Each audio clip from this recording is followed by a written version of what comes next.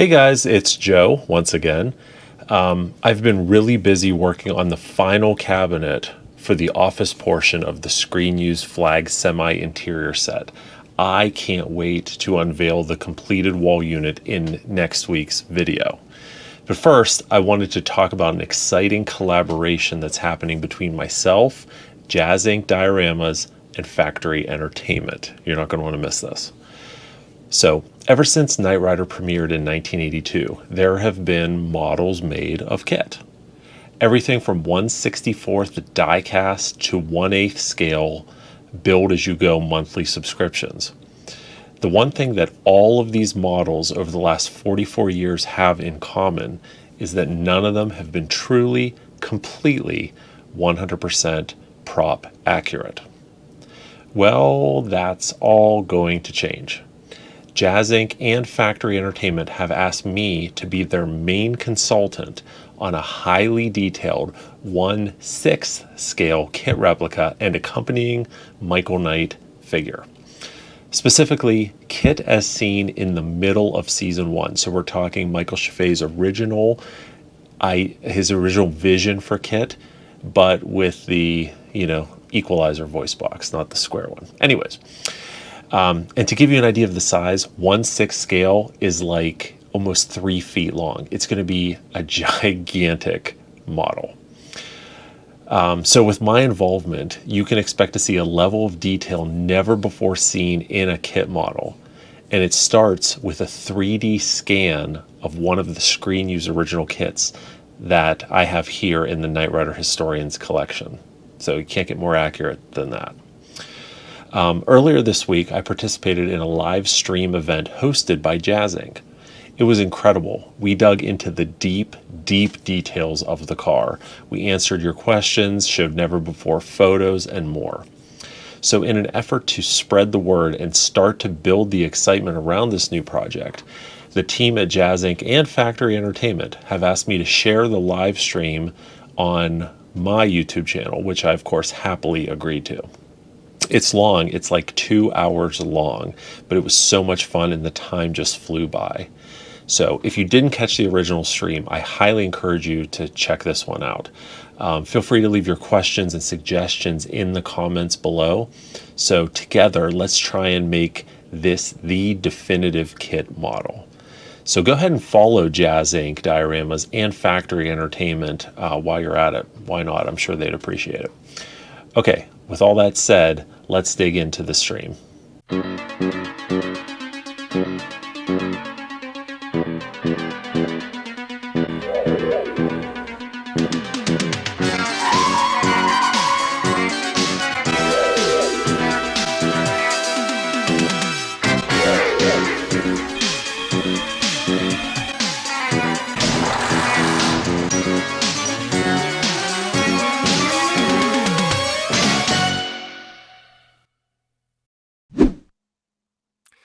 Hey, and good evening, everyone. 7 p.m. here. It's in the morning in LA. It's 1 p.m. in the East Coast, and we are ready to do the first video in our total path towards the ultimate large-scale model of KITT. And today we have a very cool guest, or two actually. I'll introduce them shortly. Sorry, this is my first time hosting the live stream, so some things might go wrong.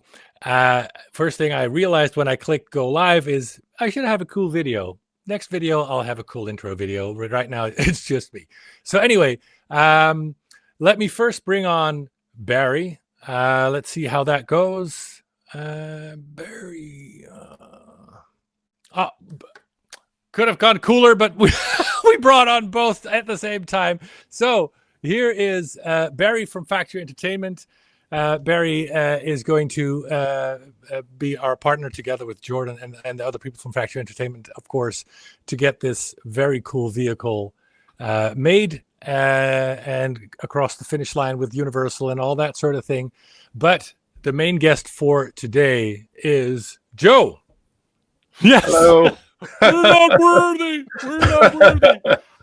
Thank you guys for having me. Yeah. Joe, sorry for that very unprofessional intro, but let's talk about Joe. Joe is Knight Rider historian together with his friend AJ. And if you've not seen or read or looked into anything Knight Rider, I'm sure you've met or seen Joe. Joe, he's been on Jay Leno's Garage, and you've literally written the book about KITT, about Knight Rider. I bought 2 of them. I'm enjoying them very much so far. Did I miss? Because I think there was like an early syllabus you did as well. In the back in the 90s, I did. It was a character guide. That was my first book, and then I did Knight Rider Legacy in 2002. Knight Rider 30 Years of a Lone Crusader and His Talking Car in 2012, and a whole bunch of little smaller books along the way. So yeah. Isn't it bad that we talk about the 90s as if it was the 1890s? I know.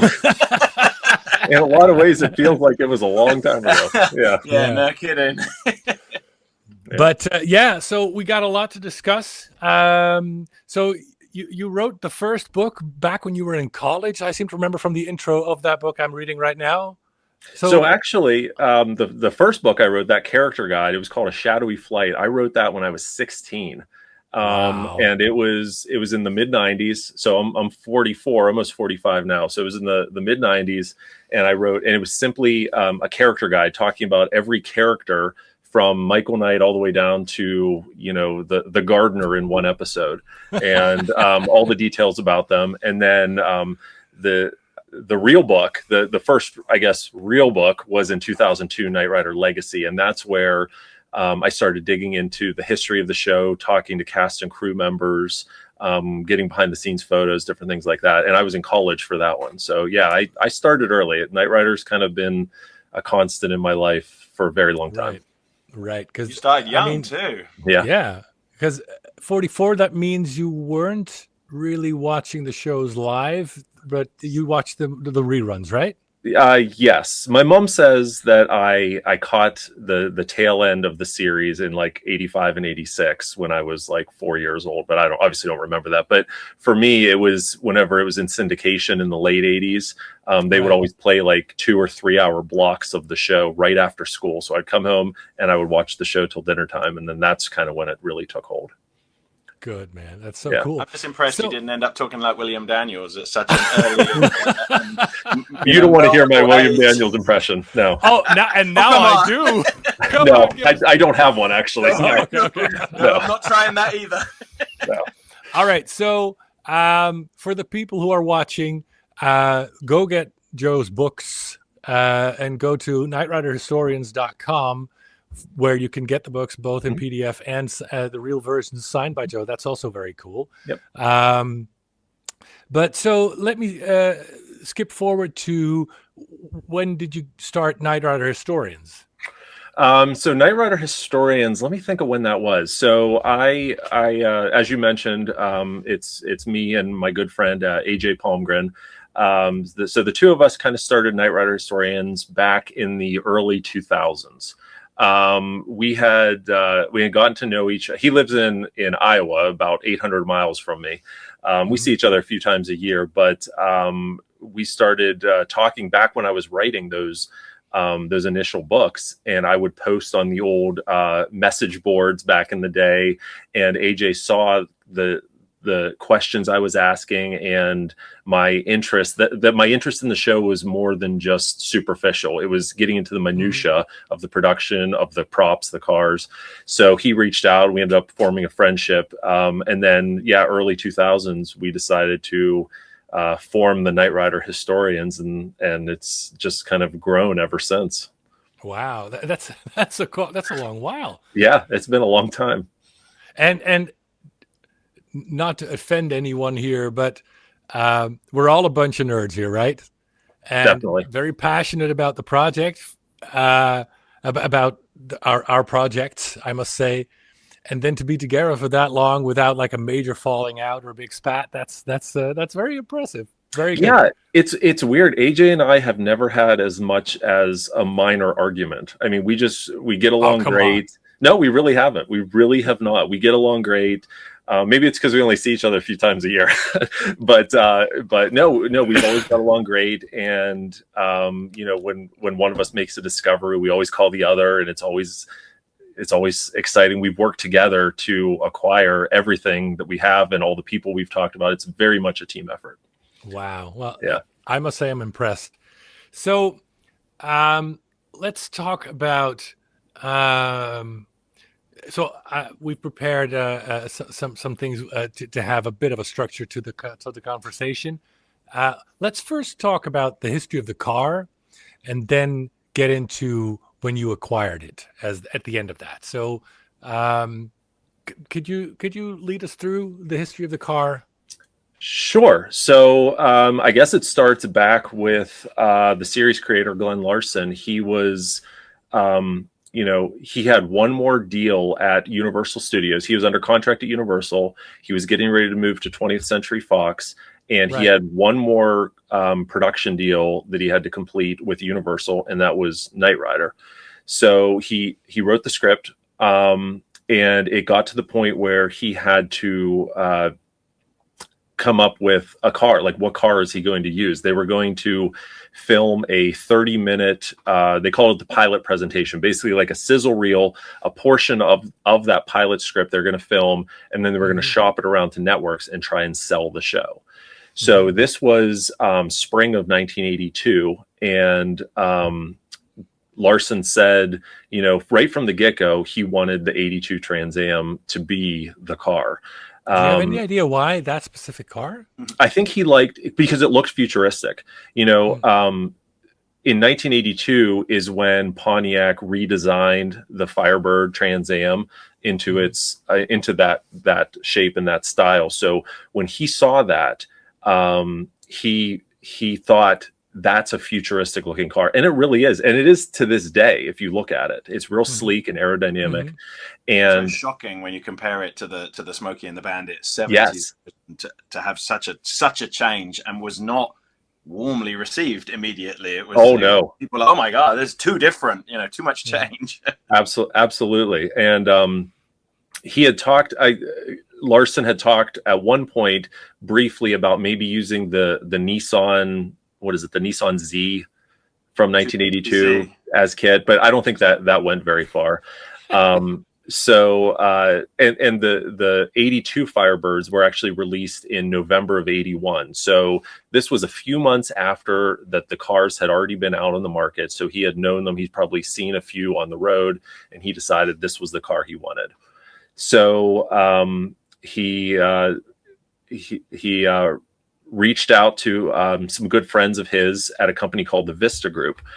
Vista Group was the company responsible for placing vehicles in movies and TV shows and sporting events in the 70s, 80s, 90s, even into the 2000s.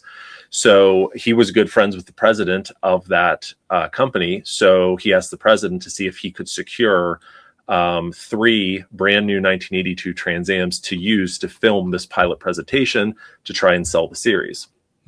So there's a whole long story behind that and the troubles that Vista Group had in getting the cars. But at the end of the day, they were able to secure 3 Trans Ams from Pontiac, and then that's what they used to film that pilot. And then as the course of the show went on, they ended up getting about 12.5 more that they used throughout the 4 years it was on the air. So, all right, I would expect even more than that, considering all the train wreck and all the other cars. Yeah. Anyway, before we get on to going from that Pontiac to KITT, and we have to talk literally about Michael Sheffey is the right way to pronounce that? Yeah, Michael Sheffey. Yeah, Michael Sheffey. Yeah, you said that. Yeah. But before I forget, let's add to this. Maybe do a big jump forward. So, how did you get the cars in terms of the history? Sure. So when the show ended, there were 5 cars that were allowed to survive. The cars, even though the show had roughly 17 to 20 cars. Some of them were owned by the studio. They were owned outright by the studio. Some of them were product placement units from companies like the Vista Group or directly from Pontiac. So any that were product placement, there was a stipulation that the studio could use these cars, but when the show was ended, they had to be destroyed for liability reasons. But the studio-owned cars were allowed to survive, and those are the ones that the studio didn't destroy and eventually got out. So a car customizer, car show promoter named Carl Casper ran a company called Hollywood Productions. He purchased the cars from the studio and he toured them around the country to different car shows, World of Wheels events, different things like that.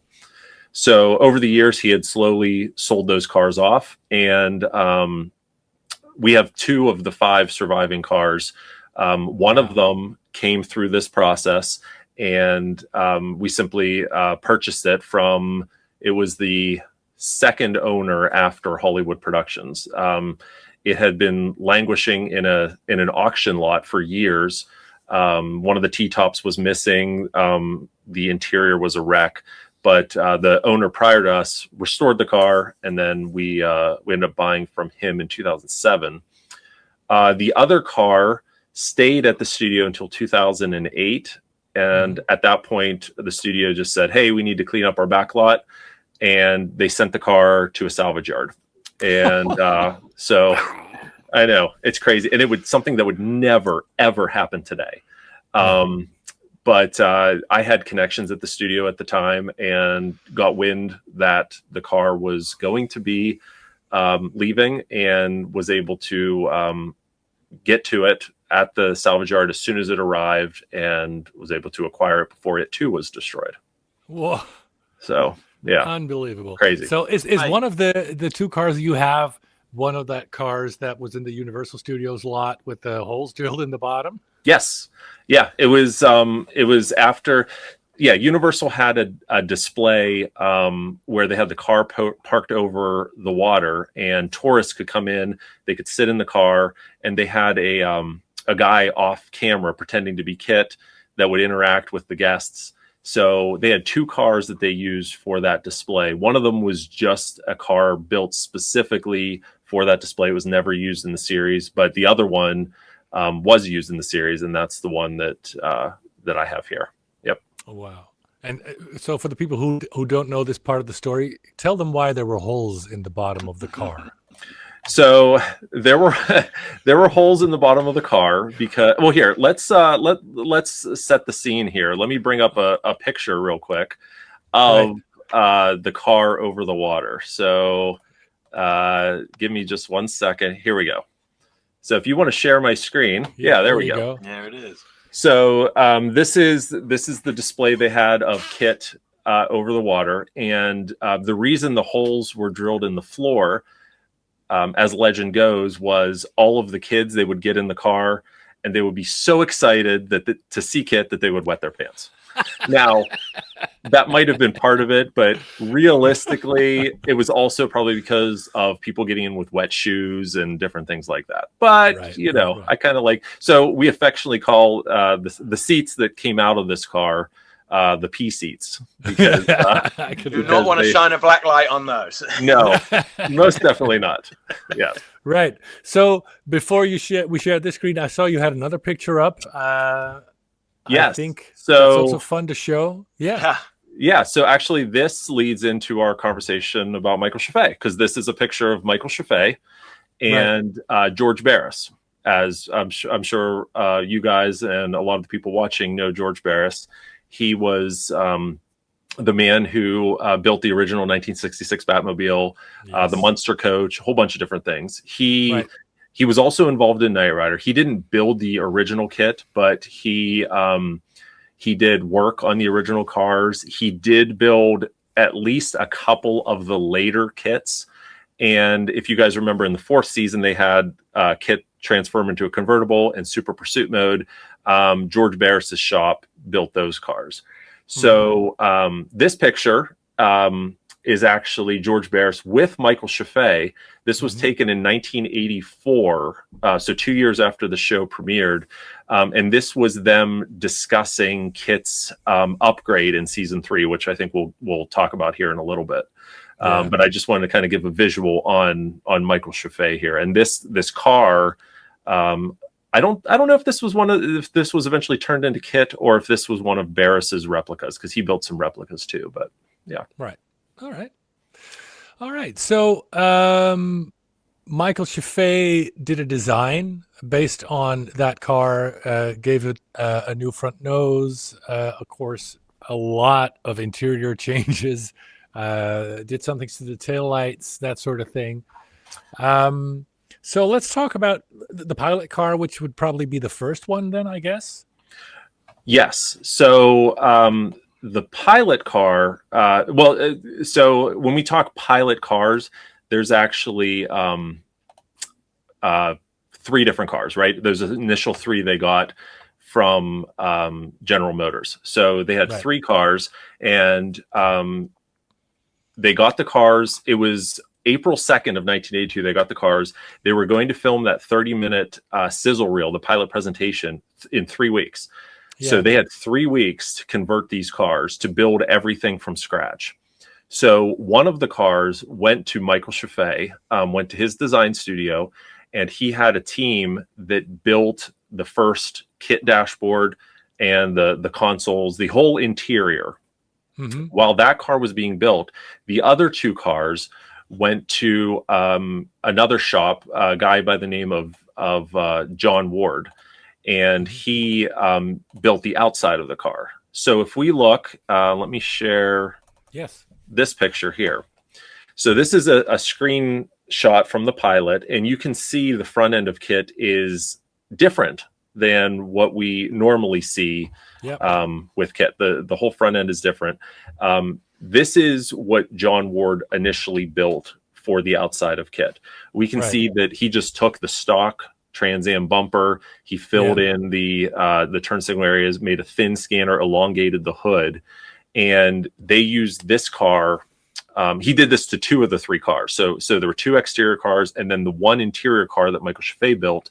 Only the interior was done. The outside was still the stock Trans Am while they filmed this pilot presentation.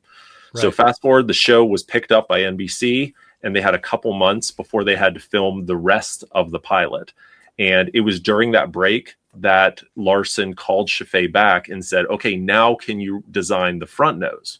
Mm-hmm. And whenever that happened, then Chaffee came in and he designed the front nose that we all know. And I'm looking, here we go.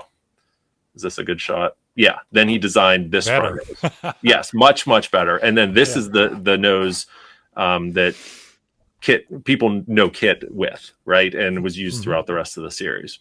And this, because people have to remember, this is back in the 80s, no digital effects. And you've mentioned the pilot that we've referred to, at that point, the studio hadn't committed to anything. So they didn't know whether they were going to get picked up. And it was not uncommon for whole pilots to be shot, filmed, and then series to just disappear.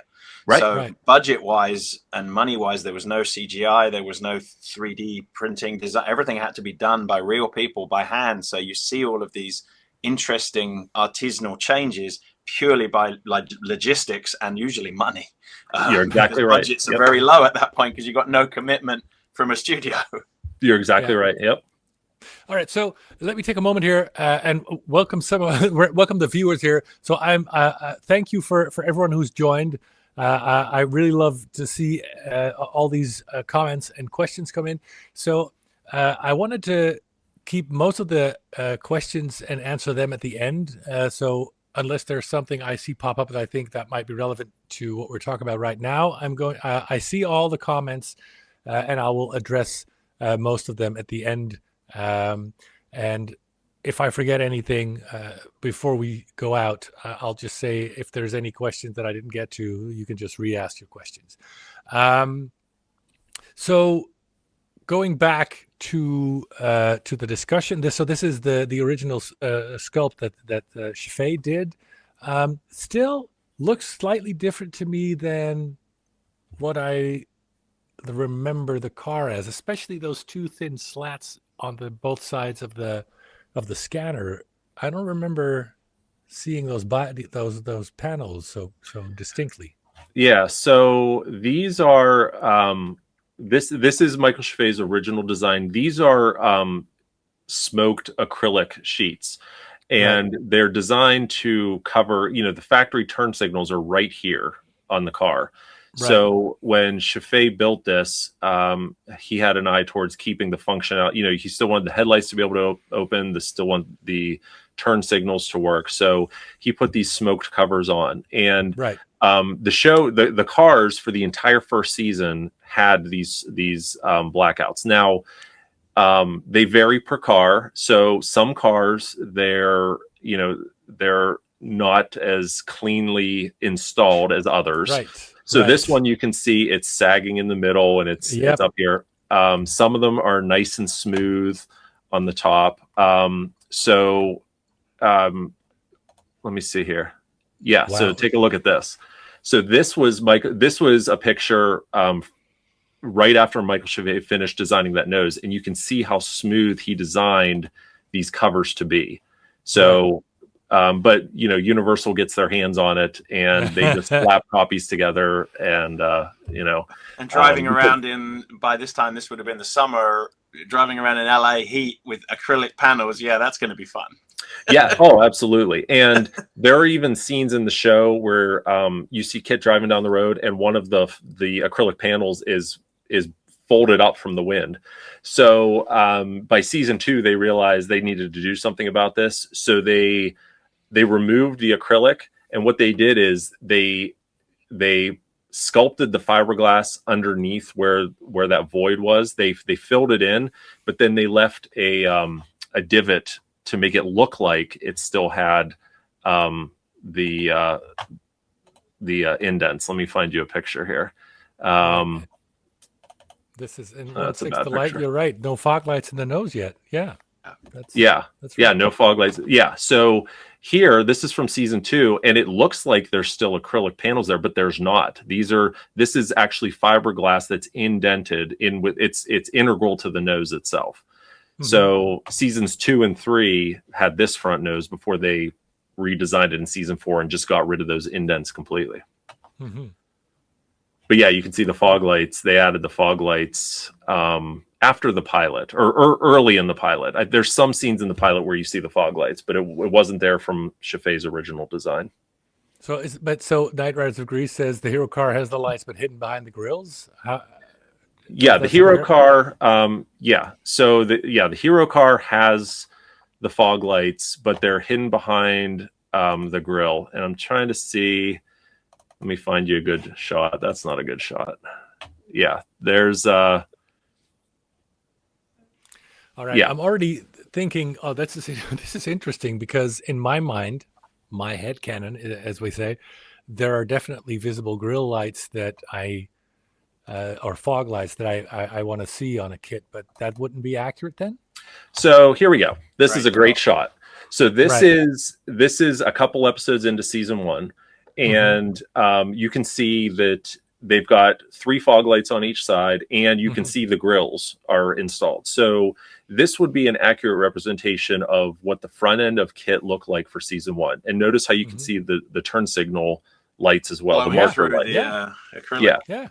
Yeah. So after one of the few times you actually see the lights pop up, by the way. Yes. Yeah. In season 1, they used those pop-up headlights more than ever. In fact, I have a copy of the Knight Rider Writer's Bible from the 2nd season, and they say, don't use the pop-up headlights anymore. We want them to only use the fog lights. It makes KITT look more sleek. So, so that's why they quit using them. But this is a representation. This is what you would expect to see on a first season KITT. Yeah. You can see with the light behind them, they look more pronounced, but they're angled louvers. So when the lights are out, it's going to be much more concealed, and it's hard to see it when they're off. It's quite clever. Correct. Yeah. Yeah, it is. So let's see if I can. No, I can't. That's crap. I was going to try to share. Can you see this? The front side view Yes, right now? that's one of the two cars I have. Right. Okay. Yes. Because I was looking at, I was remembering this picture, and then I let's see, stop sharing. How do I do that? Oh my God, I'm such a boomer. Here we go. Yeah. So I was remembering those lines, and you had a side profile shot like 5 minutes ago that looked different. Right. Yes. This looks different to me. Yes. So this goes back to no two noses or surviving front noses seem to be exactly the same. So what you're looking Makes at sense. here is Chaffee's original nose that he sculpted out of balsa wood and body filler on this car. He sculpted it on the car. Later versions, as the series progressed, the nose that you just showed that's on one of the cars I have is a nose from later in the second season.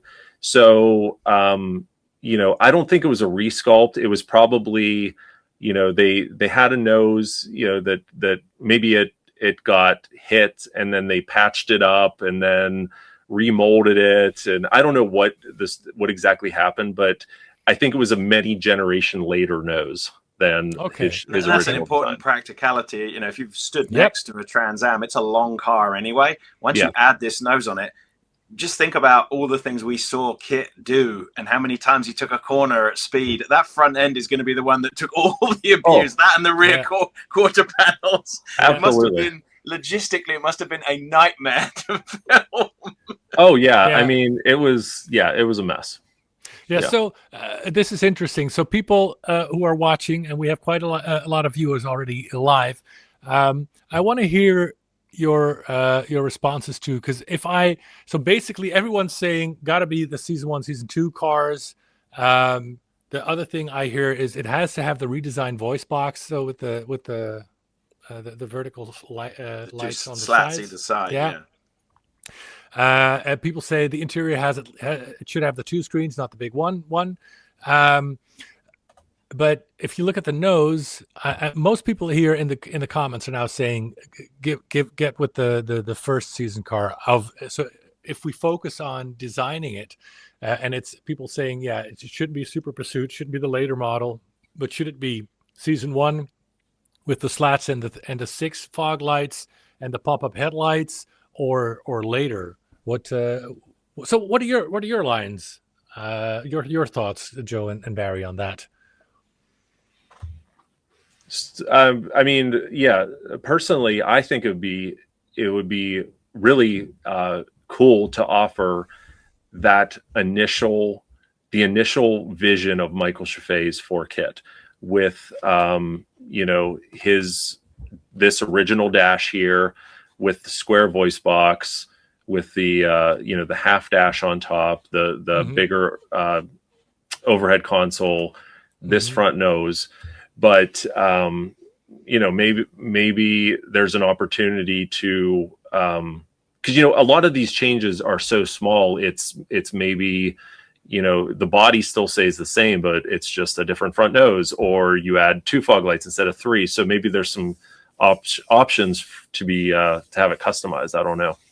That was one of the attractions of Knight Rider. When you watch it again as an adult, you see the things you just didn't notice as a child. The obvious ramps, the times they welded things to the outside of KITT, the handles and things that you just didn't see them because you were too busy watching the action and the car. And so there's going to be some hybridization. Bad resolution screen. Yeah. And on a tiny little if you were lucky, a 22-inch. Yeah, right. Exactly. All right, so this is an interesting question. What's the difference between your Light Knight Rider and Tomy Knight Rider? I haven't extensively checked the Tomy Knight Rider, so I don't know if you have, Joe. But I can say here that we discussed with Joe, and we're going to be actually LiDAR scanning Joe's car, and we had a talk before we started the live stream. We're actually going to be scanning the inside and the outside of the car. So I don't know if the guys for Tomy did that. Probably not, right? I'm probably the first to ever scan your car. Yeah. So so it's going to be a shrunken down version of the actual car with the extra interior. Do you know what Tommy focused on in terms of the season and interior and stuff like that? I don't. I'm not familiar with that specific one. So no, I don't. It's a very different scale as well. It's important to note, people have grasped how big this thing we're making is going to be. It's a lot bigger, so we have a lot more canvas to play with. Things that would be simply impossible at the lower scale, we can do. Yeah, exactly. So, but I've seen this question pop up before, so I thought I'd address it. So, looks like we're focusing on the season 1 car. I like what you're saying, the original Chef, because it answers a couple of questions I had. So definitely the 2 monitors, the partial top dash, so not the later version where the top of the dash is completely filled out. I'm guessing that also answers what you're saying. There's a difference because there were differences in the top buttons, the side buttons. Yeah. So, there's quite a few differences. So what we were talking about regarding the top of the dash. So in Chaffee's original design, you can kind of see it here, even though the screen's dark, but this right here, where we see these slats, this is the factory Trans Am dash pad. So these are the speaker grills, and you can see here where Chaffee designed this dashboard and literally just screwed it down to the factory dash. You can see the screws right here. He just literally screwed it down. Right. It's lapping over rather than seamed. Correct. Later, they had this design for the entire first season and a few episodes into the second season before they redesigned this dash shell. They kept all of the curves and the angles the same. The only thing they did was they extended this all the way back to the windshield, so it was nice and smooth on top. Yeah. So this is probably the one that would have been, studios love to reuse footage. All of the, we didn't have we did have VCRs, but most people weren't using them. But every time you saw a sizzle or a trailer, they were probably reusing earlier footage repeatedly. I would imagine that's typical for a studio. Oh yeah, absolutely. Yeah, they reuse footage the whole way through. Yeah, definitely. So you see these things coming back that may or may, they may have been a car that was 3-4 iterations prior, but because we watched it as a canonical thing from beginning to end, and in your head there was one KITT and he was real and he could fly and he could do all of these things, you didn't think about the actual practicalities of there being stunt cars, and it was not, maybe some kids did, but I certainly didn't. Right. Yeah. No, I didn't either at the time. Now, I'm a little now when I watch the show, I can't not just watch it for pleasure. Oh, right? I see everything now. Yeah. But that's a sacrifice. A little knowledge is a dangerous thing. Right. Yeah, Right. Definitely. But Right, yeah, so the other thing. Oh, I'm sorry. Yeah, go ahead. Go ahead. No, I was just going to say. So this was the other thing that I think you mentioned. One of our viewers mentioned was the voice box, right? So this was Michael Chaffee's original design for the voice box. Right. Actually, I take that back. This was his original design, where it actually said Night 2000 on it. And the LEDs are colored differently. These are rectangular instead of curved, and obviously we have the giant red voice box, and that's before KITT changed to the more common equalizer style halfway through the first season. Yeah. So that's the one I want to go for. Yeah. And see, that's the tricky part with this, because if you're going to build the original pilot car, this is the voice box you need to go with. But this is what most people know as KITT's voice box. So, that movement is so iconic. Yes. It's 3 Larson scanners mounted horizontally rather. Kind of. Yeah. Yep. Yeah. So, I mean, it was going to be a blend of some season 1 and maybe a little bit of season 2 anyway. But I feel for the exterior, it makes sense to go with the as much of the Chaffee vision as possible. For the interior, probably as well, with the partial dash and all that sort of the two monitors. I love that. Voice box. Well, what do you people think? I think the equalizer voice box looks best, is what Michael Scarosa 50 says. I like the newer voice box. All right, so let me know what you think. This is also interesting. I don't know if you saw this, for the people wondering. So the Tommy, yeah, here we go. So the Tommy had the super pursuit mode panel lines for one thing, so that would be wrong. Yeah, that's not what we're doing here. So interesting. I hope that answers your question anyway. I like the newer voice, equalizer. So lots of people here saying the equalizer voice. Can you live with that, Joe, that we do the original Chefé vision, but almost? Well, yeah, of course. And I do think, the original Chefé car did not have a tow bar underneath. It did not have the fog lights. But I think whenever most people look at KITT in season 1, outside of that initial pilot presentation, they added the fog lights, they added the tow bar. So I would be inclined to say, yeah, let's put a tow bar in and the fog lights in as well. So here's a decent look. The tow bar underneath. So the tow bar, we'll get to that later. That's I agree. That's something we need to discuss. But let's try to stay on because I like where we're going here. So we got the the Chefé's original sculpt. The John Ward front nose was nice to see, but to me it just looks freaky. Mm-hmm. So you get a question about the voice. We can confirm, yes, we will be using original audio. Yes, the project will include that. So yeah, there was a question from some time back, but obviously you can't have a voice box without the voice.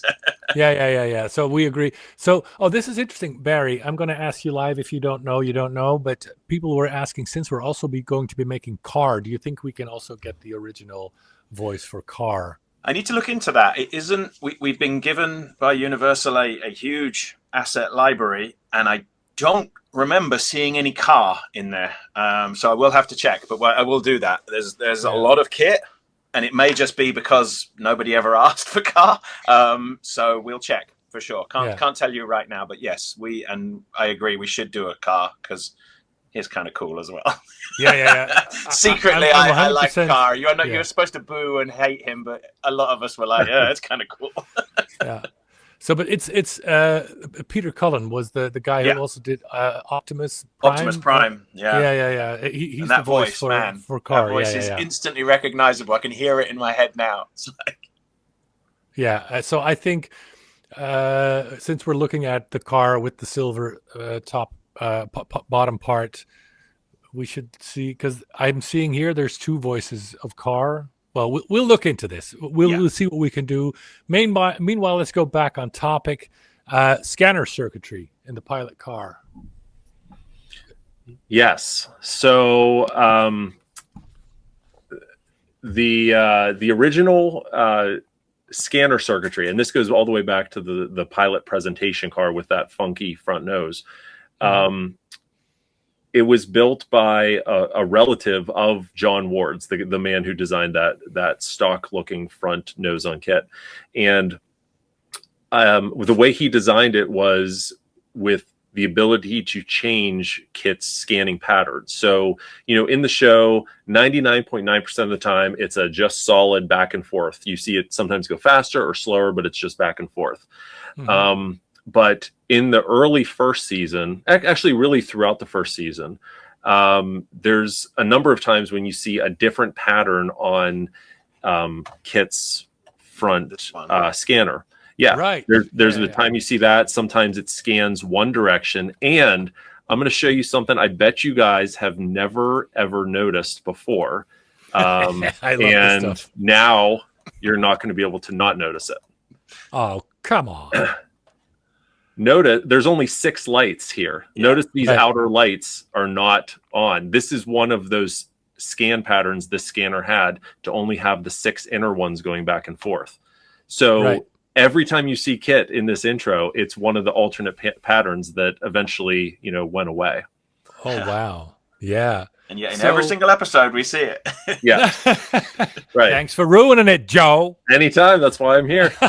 Well, this is really interesting, because we've been working on Cylons, and obviously this is the grandfather of the scanner was the Cylons, and the way they register on camera is entirely different to the way they register in real life when you look at them. And it's frustratingly annoying because you see it and you go, wow, it looks great. And then you film it and it looks totally different. Yeah, so it must have driven the DOP and the art department absolutely insane trying to get this to look right.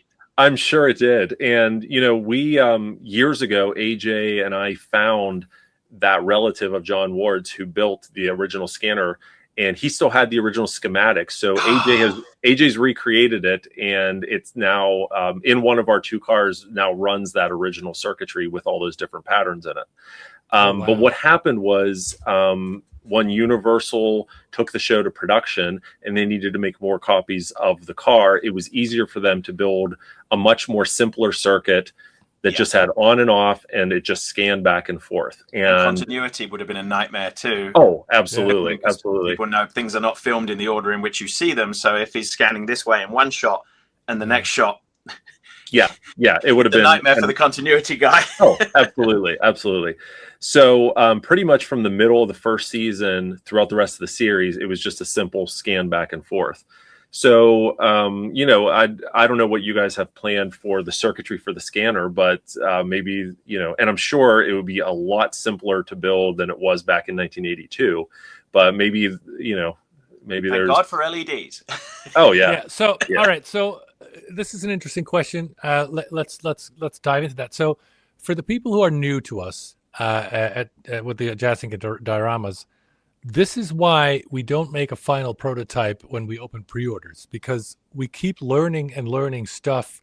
And so basically at time of pre-order, there's going to be a rough draft. And it's not going to be until summer when we have a final prototype so that we can include all the things we're learning throughout the process and get customer feedback. So and there are other questions that I had, even just regarding the scanner. So it's interesting that I don't know, one of you 2 mentioned how different things, I think it was you, Barry, they met on screen. So one of the things I notice when I'm thinking of designing the scanner, on screen it registers as if when it goes from one side to the other, the lights are like trailing slowly. So it's not like it's a single LED going back and forth. No, it's trailing. Now, I was always wondering, is this something that is the way it registered, or is that something how the real thing was designed? I can No. talk. Go ahead, Barry. What you've got, we touched on it earlier. Obviously, this is 1982, and LEDs did exist, but they were not common and they were expensive. What you've got here is the difference between, and again, Joe, please stop me if I'm wrong, incandescent bulbs and LED bulbs. And with an incandescent bulb, when they turn off, they don't turn off immediately. They have a fade to them. So what you see in the Larson scanner, which is the unofficial term for this thing, the trail is actually the previous bulb going out and dimming as the next one dims. So you're seeing a trail, which is visible. But when you record it, for example, on a modern iPhone, which has a very high frame rate, all you can see are the actual individual LEDs, and it doesn't look the same at all. So you do have to have that trail of light that follows. Yeah. And it's really just the bulbs. If everybody can remember, when you turn out a fluorescent light, it doesn't go out immediately. You get that slight dimming and then it's out. And but we can design that with a simple IC. We can control and just you can achieve a hell of a lot with a modern LED because you can change the percentage of brightness and you can get a beautiful trail that looks exactly like it. But hopefully that's what we need. That's right, Joe. Yeah. I mean, it was powered by 55-watt halogen bulbs. So I mean, they would constantly drain the batteries on these cars because of leaving the scanners on. So, but in real life, like if I were to go out in my garage and look at it, you can clearly see the trailing effect, like you can see on the screen. And the scanner, the later style scanners were all relay based. So whenever you hear KITT's scanner on the show, you hear the the whoosh whoosh sound. In reality, it's click click click click click click click click click because it's 8 relays clicking on and off. That's what it really sounded like. But the trail is going to be one of the biggest things that that we're going to have to work on to get it perfect, because that can ruin the whole front end if it's not trailing properly. No, the trail for me is a must. As soon as I started studying this, I was thinking, oh, how am I going to do this? And I don't know why I didn't think of the dimming of the halogen, because I was thinking it was maybe a replica of 70s recording and optics or something. But yeah, this makes total sense, and that's what we really individual bulbs lighting up. If there aren't 8 of them or 6 of them, it's bulb 1, 2, 3, 4, 5, 6, and as one goes out, and then also because, as Joe mentioned, with a relay isn't instantaneous, so it's then sending the signal to the next one to light up. So what you're seeing is the unintended lag. That's what creates it, and it gives that beautiful effect. You just suddenly see it, and you go, "Oh wow, that's it." Yeah. Because if it lit up perfectly, it would never have the same. I don't know. That's that thing that it has, and same with the Cylons. It's an unnatural look that just picks up in your head. Yeah, it works. So this is correct then. The clear plastic is that the red color, or are the halogen lights? No, the halogens are clear, and then there's actually 2 lenses. The first lens is a frosted lens to diffuse the light, and then there's a red clear acrylic in front of that. Yeah, quite a thick. When you see it, if you sliced it in half, it's thicker than you assume it would be. When you look at it on screen, it almost looks as if the bulbs are just behind it. To get that diffusion, because again, on TV screens back in the day, all you would have seen would have been the individual bulb. So you have to diffuse it quite dramatically, about 75% diffusion. Mm-hmm. Yeah. All right. So this is also a very interesting question. Are you configuring the T-tufts on the roof? With Justin adding, that would add the cool figure that Barry is making. Make it easier. Did we just reveal a secret there, Jost? Yeah, well, you're making the figure, aren't you? Yeah, we're making the figure, guys. Everybody has to order the Factory Entertainment Michael Knight figure. Anyway, so Joe, what's our stance on T-tops? Oh, well, you have to have them. I mean, there's not an option. Yeah. I mean, some of the stunt cars they used on the show were hardtop cars, and they actually just stuck strips on the roof to make it look like T-tops when the car was driving by. But every version of KITT has T-tops. So we have to have them, because anybody who owns a real Trans Am hates them because they leak like a sieve, but ours is never going to go outside, so we can have them. Yeah, that's right. But you hear that, guys and girls? We do not take our models. Yeah, do not take our car in the rain. Otherwise, it will realistically leak, and that would be screen accurate. Right, it would. But see, even beyond that, you guys, need to make it so the T-tops are on hinges, so KITT's auto roof can open. Yep. Oh, right. Yeah. They had one car that could do this, the actual T-tops opening like this. So, all right. So people are asking me to speak closer to the mic. 20 years. Is this better? So we still got a lot of stuff to cover. Either we're going through this faster, or this is going to be a part one of one of two. So seatbelts.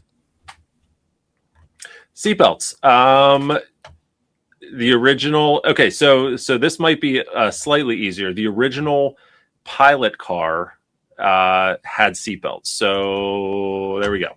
Yeah. So this is filming for that pilot presentation. The original hero car that Michael Chaffee built the interior still had the seatbelts, and you can just barely see here. This is the factory seatbelt guide that was secured to the seat. Pretty much after they filmed that 30-minute pilot presentation, the seatbelts went away. So my suggestion is, especially if we're going to do a version of KITT that might be a little bit later in the first season, is to just not have seatbelts at all. Okay, sounds good. So this is a good question. I'm going to say yes, right, Barry? Yep. Yes, and yes. And they were. One of them definitely was a touch-tone phone. So are you going to have it so you can press the buttons on the dash like this to have the sound effects? Physical size, probably not, because unless we give people a tiny they'll be so tiny stick. Yeah, a little. The average finger will push all the buttons at once. Unless you have to be one of those people who've got fingers that sharpen to a point. Yeah. So yes, those sounds are going to be there. All right. So no seatbelts. That's good. Then everybody good with no seatbelts? Because and it also ruins when you look in the front of the car. those two seatbelts hanging down, they're so obvious, and the way they work on a Trans Am, because the seats flip forward, you have those loops in the seat too. Oh, right. So very obvious. Yeah, but even though if you want to get every detail right, even though the seatbelts were gone, they still got the mounts. The mounts were always there for the first season. After the first season, the mounts pretty much went away. But because literally what they did, because one of the cars I have was one of those original 3 Pilot cars, and I took the headliner down. I found the original retractors for the seatbelt up there. They had just cut the belt, pushed them and let inside. it roll up in there. So so little details like this. For a first season car, I like that. Something you don't want to capture. That. Yeah. I think that's good to add. Those kind of things is the stuff that we love to add. That's a great shot. Yeah. So then we got the front windshield to talk about. Yes. So the front windshield. This might not. That's a decent shot of it. So factory. From the factory, the windshields, not just on Firebirds, but on really all cars, they have the tint across the top to help with the sun coming in for the driver. So the windshields were all replaced with completely clear glass. You can see it's got this band of black around it, but there's no tint at the top. And that was so the cameras filming could film the actors inside unobstructed. Right. But it also is very important because that allows you to see the outline of this overhead console, So you want clear the whole way to the top. Right. Okay. And then one other thing with that. So on the back, the rear glass, they had versions that had defrost and versions that had no defrost with the lines on it. And I'm looking for a version, but you want the completely clear rear glass too. There's no defrost lines. No defrost wires. Yep. Yeah. So, and people are saying in the comments the taillight blackout and getting the taillights correct is going to be very difficult. Can you talk about why that would be? Well, I don't know if it's going to be necessarily difficult because the original cars that I have here still have their original blackouts. That's not the best shot, but we'll work with it. So the blackout is obviously a solid piece of tinted plexi. Pretty much the same as what those turn signals were, but you can't really see it great here. But they attached it to the factory taillights are behind this panel, and they took L-shaped brackets, screwed them into the taillights, and then you can see the screws right here. There's 1, 2. There's another one right about here. Another one right about here. So they just screwed right into there, and then the top there's a notch right here that follows this trunk line. You can kind of see it here, kind of goes down like that. And they notch out, and then there's a metal bracket that runs across here. I'm sure I have better pictures of it, but this is what's coming up right now. This is also very interesting. Usually we have to spend 6 months just getting pictures like this when we do. I ridiculously have. Yeah, there we go. There's a great shot. So you can see here. So you got the screws down here, and then you can see right here, there's a notch cut out. And what you're seeing right across here, this is a metal strip and the edge of it is bent as a lip. And that holds it. The lip wraps around the top of the plexi right here, and then it's screwed in on the top right there, right over here. So it's not necessarily hard, but it's just the details, to make sure we get right. Right. And then you have the actual lights behind it, so we can have them work, and they would appear blacked out, and then when you turn them on, they'll be visible. Yeah. Yep. Yeah, that's the way it should still have the power trunk, or did they disable that? So none of the 82 to 84 cars had a power trunk available, like at the power pull down. It does have the remote trunk release where it unlocks the trunk, but none of them have the pull down motor. That came later in the years. Yeah. All right. Cool. So then when we go from the pilot cars to the season 1 car, we discussed the updated front nose with the turn signal blackouts. Is that the way you would want to make it? Because I saw one comment where the guy was like, I want to see the signal lights through the blackouts. Yeah, that would be how it was throughout the whole first season. So yeah, I would definitely have it so those front turn signal so those are true acrylic pieces where you can see the marker lights come through. I think, do I still have that one open? Yeah, like this. Yeah. So you can still see the marker lights behind it. All right. Challenge accepted. So going from the pilot car, the season 1 car, you're also mentioning you've got the universal parts copies. What is that? The universal parts copies? Refresh me. What am I? Universal parts copies. Yeah. Oh, okay. So I remember what I was talking about there. So let me see if I can find a good shot of that. This is probably not that important for this discussion, but what happened was Chaffee delivered that original car, and then Universal, the first thing they did is they took the dashboard apart and molded everything so they can make copies, because at that point there all they had was what Chaffee sculpted out of balsa wood and body filler. So Universal popped copies, and you can see here this is that hero car, because when they took the hero car apart, they molded all the copies molded all the parts and then made copies. Well, what I think happened is, because those original parts were just wood and body filler, I think the original parts that Chaffee built were destroyed whenever they were making the copies. So the hero car, then the dash, and you can see it here, they didn't even have the stickers back on. Chaffee's steering wheel had a cover here to cover the mounting hole. They didn't put that back on, so now KITT has a hole here.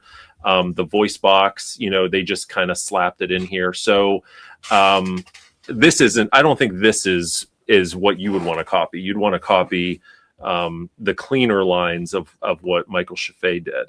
Did they vac form that? It looks oddly vac formed, vacuum formed plastic, or is it still fiberglass? This is not fiberglass. I don't think it's vacuum formed, but it's like a poured resin, I think. Right. That's my guess. So they would have destroyed the there's no way you can do that without, if they didn't destroy it, they certainly would have damaged it. Right. In that scale too, because you get warpage, that's a big piece to cast. Yes. Wow. Yes.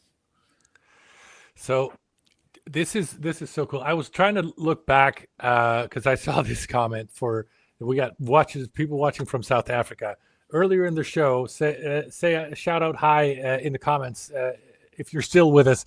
We had somebody join us from Australia at little over 4 a.m. So I love the hardcore fans. Wow. Yeah, that's one of my fans, John. He said he was going to join. Yeah. This show had one of, it was a very international show, because KITT, he was, timeless.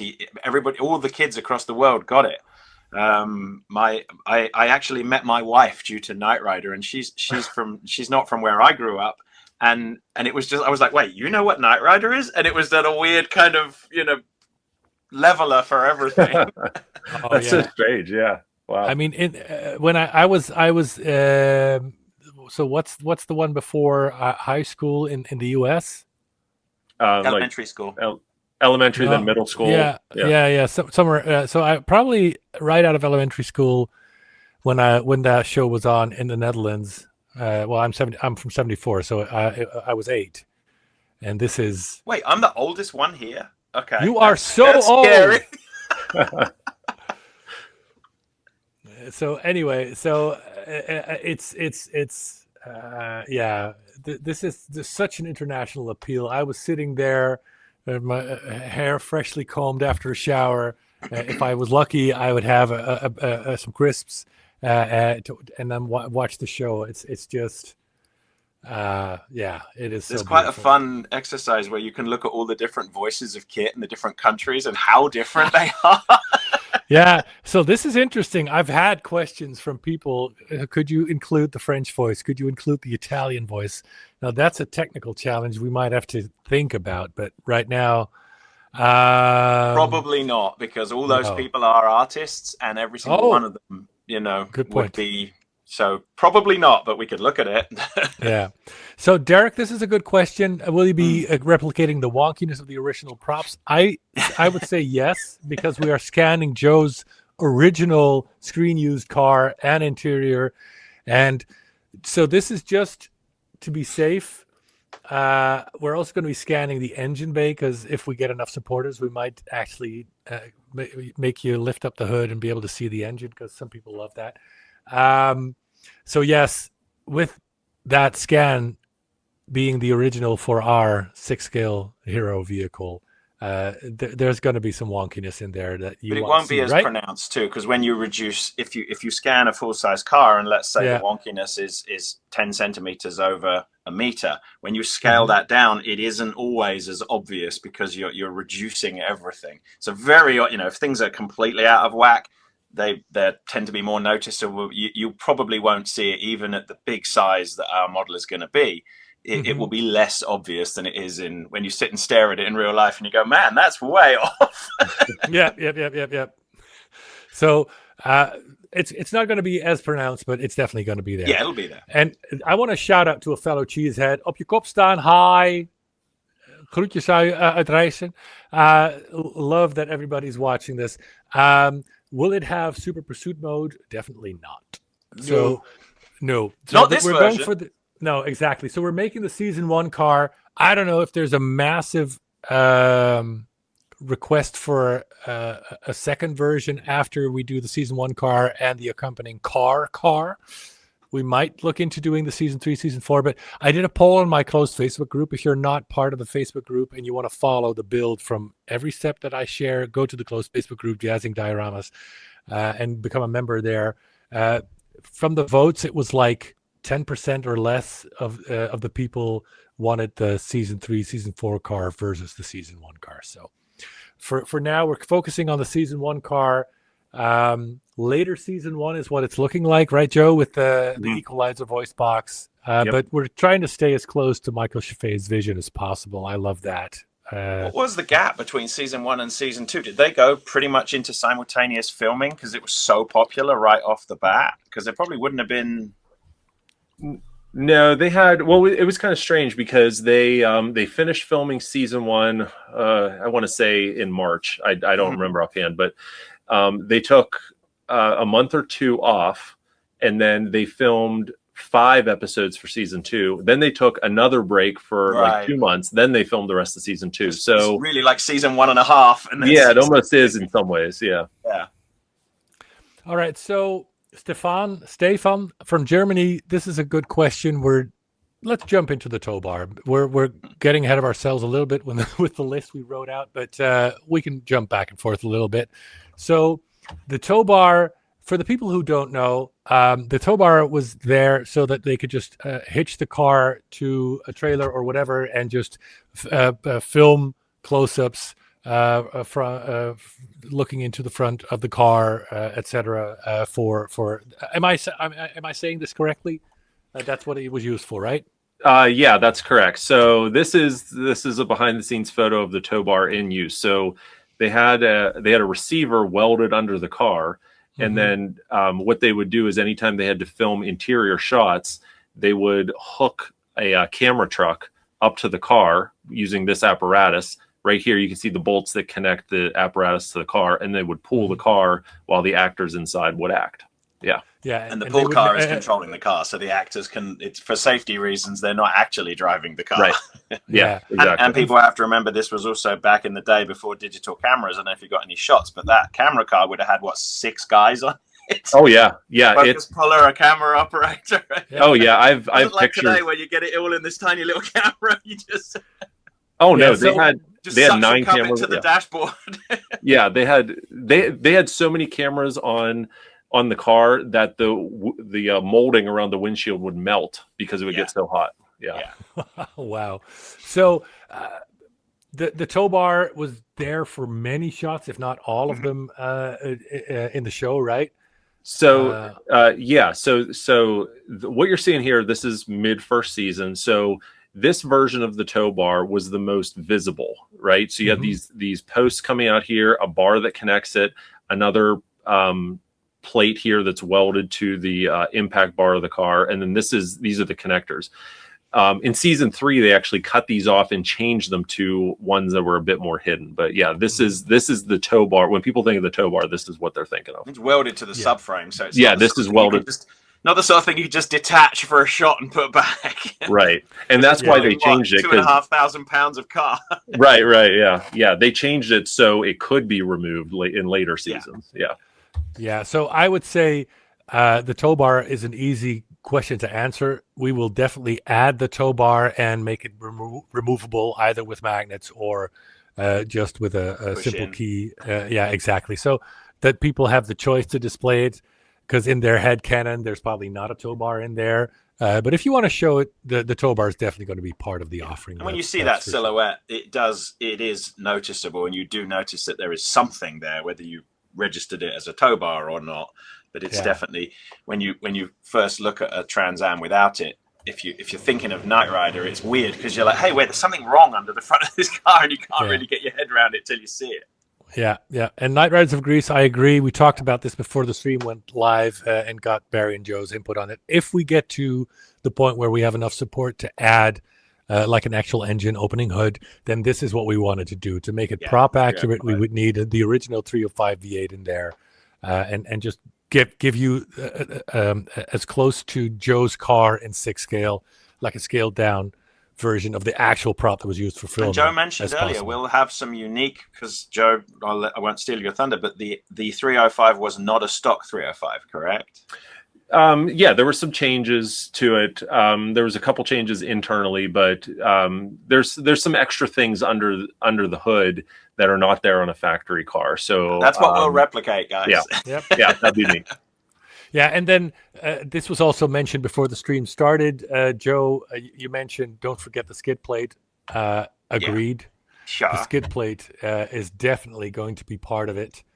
Yeah, they had a couple. Yeah, they had a couple different versions of the skid plate. This is one of them. But yeah, definitely including the skid plate. There's another picture of one of the. Isn't it funny? We can just shout out for a minute that we've got doors that go up by themselves. We've got aerodynamic plates on the bottom of cars. All things that are now standard on a vehicle.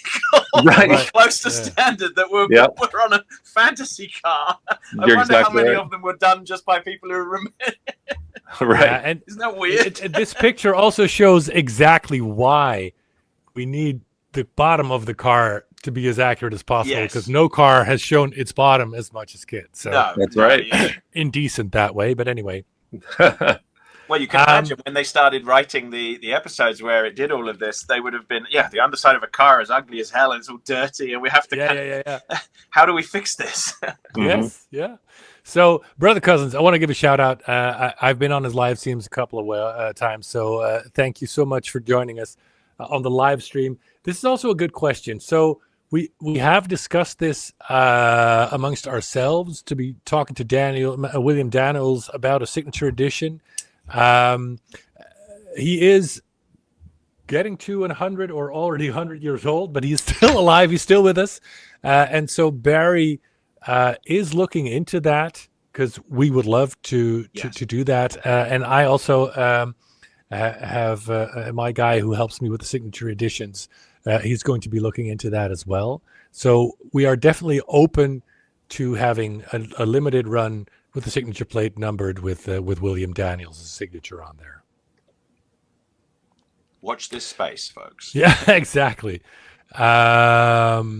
Anyway, so here's a question. Will there be Pontiac logos on the hubcaps and shifter? No. We can't, basically. No, there will not. And you don't want them anyways, because KITT didn't have them. Those were both, the hubcaps had the logos removed and the shifter had the logo removed. So good. Oh, you heard it first. If there were any visible, they were unintended. I've heard some people claiming that they can see artifacts, and it's like, maybe, but they were unintended. We're making KITT, and KITT was KITT. KITT was not. He may have been based on a Trans Am, but he was KITT. Yeah. So we're making exact. Thank you, Joe. So, yeah. So this is a good question. So since there is more licensing and licensing cost involved in this, for the vehicle, the price will be somewhere between our regular $14.99 and maybe $1,600, $1,650 tops, but somewhere around that range. So at or slightly over our price point because of licensing cost. Anyway, let's talk about this one, the tires. Yeah. So, well, here I wanted to go back real quick. So, talking about the Pontiac logo. So, the wheels, and the tires, the hubcaps. This is all right from the factory from General Motors when the car was built.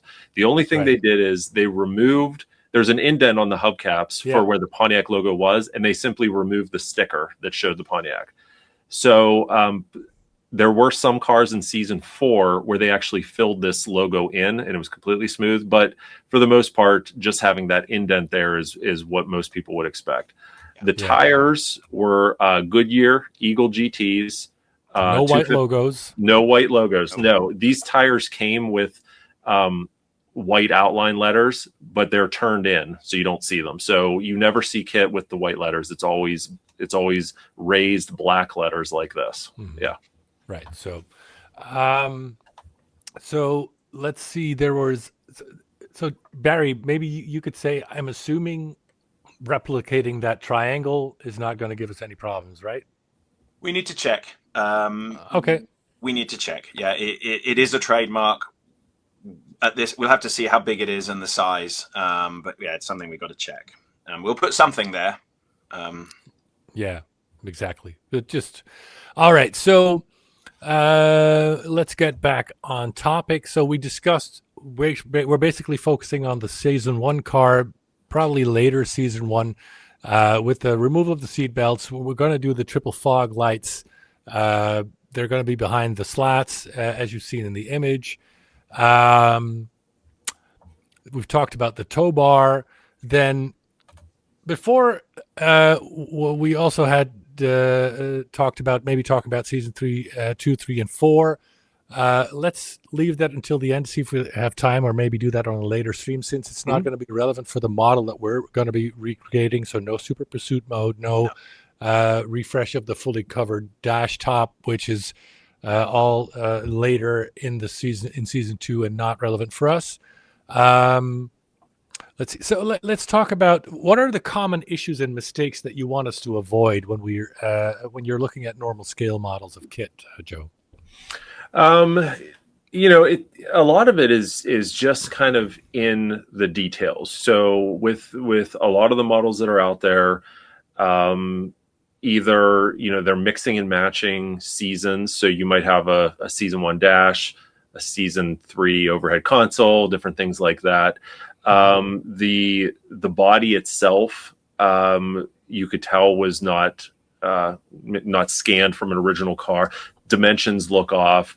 The materials used for the seats, for the trim is not correct. So it's kind of a combination of all of those little details when put together just makes for inaccurate model.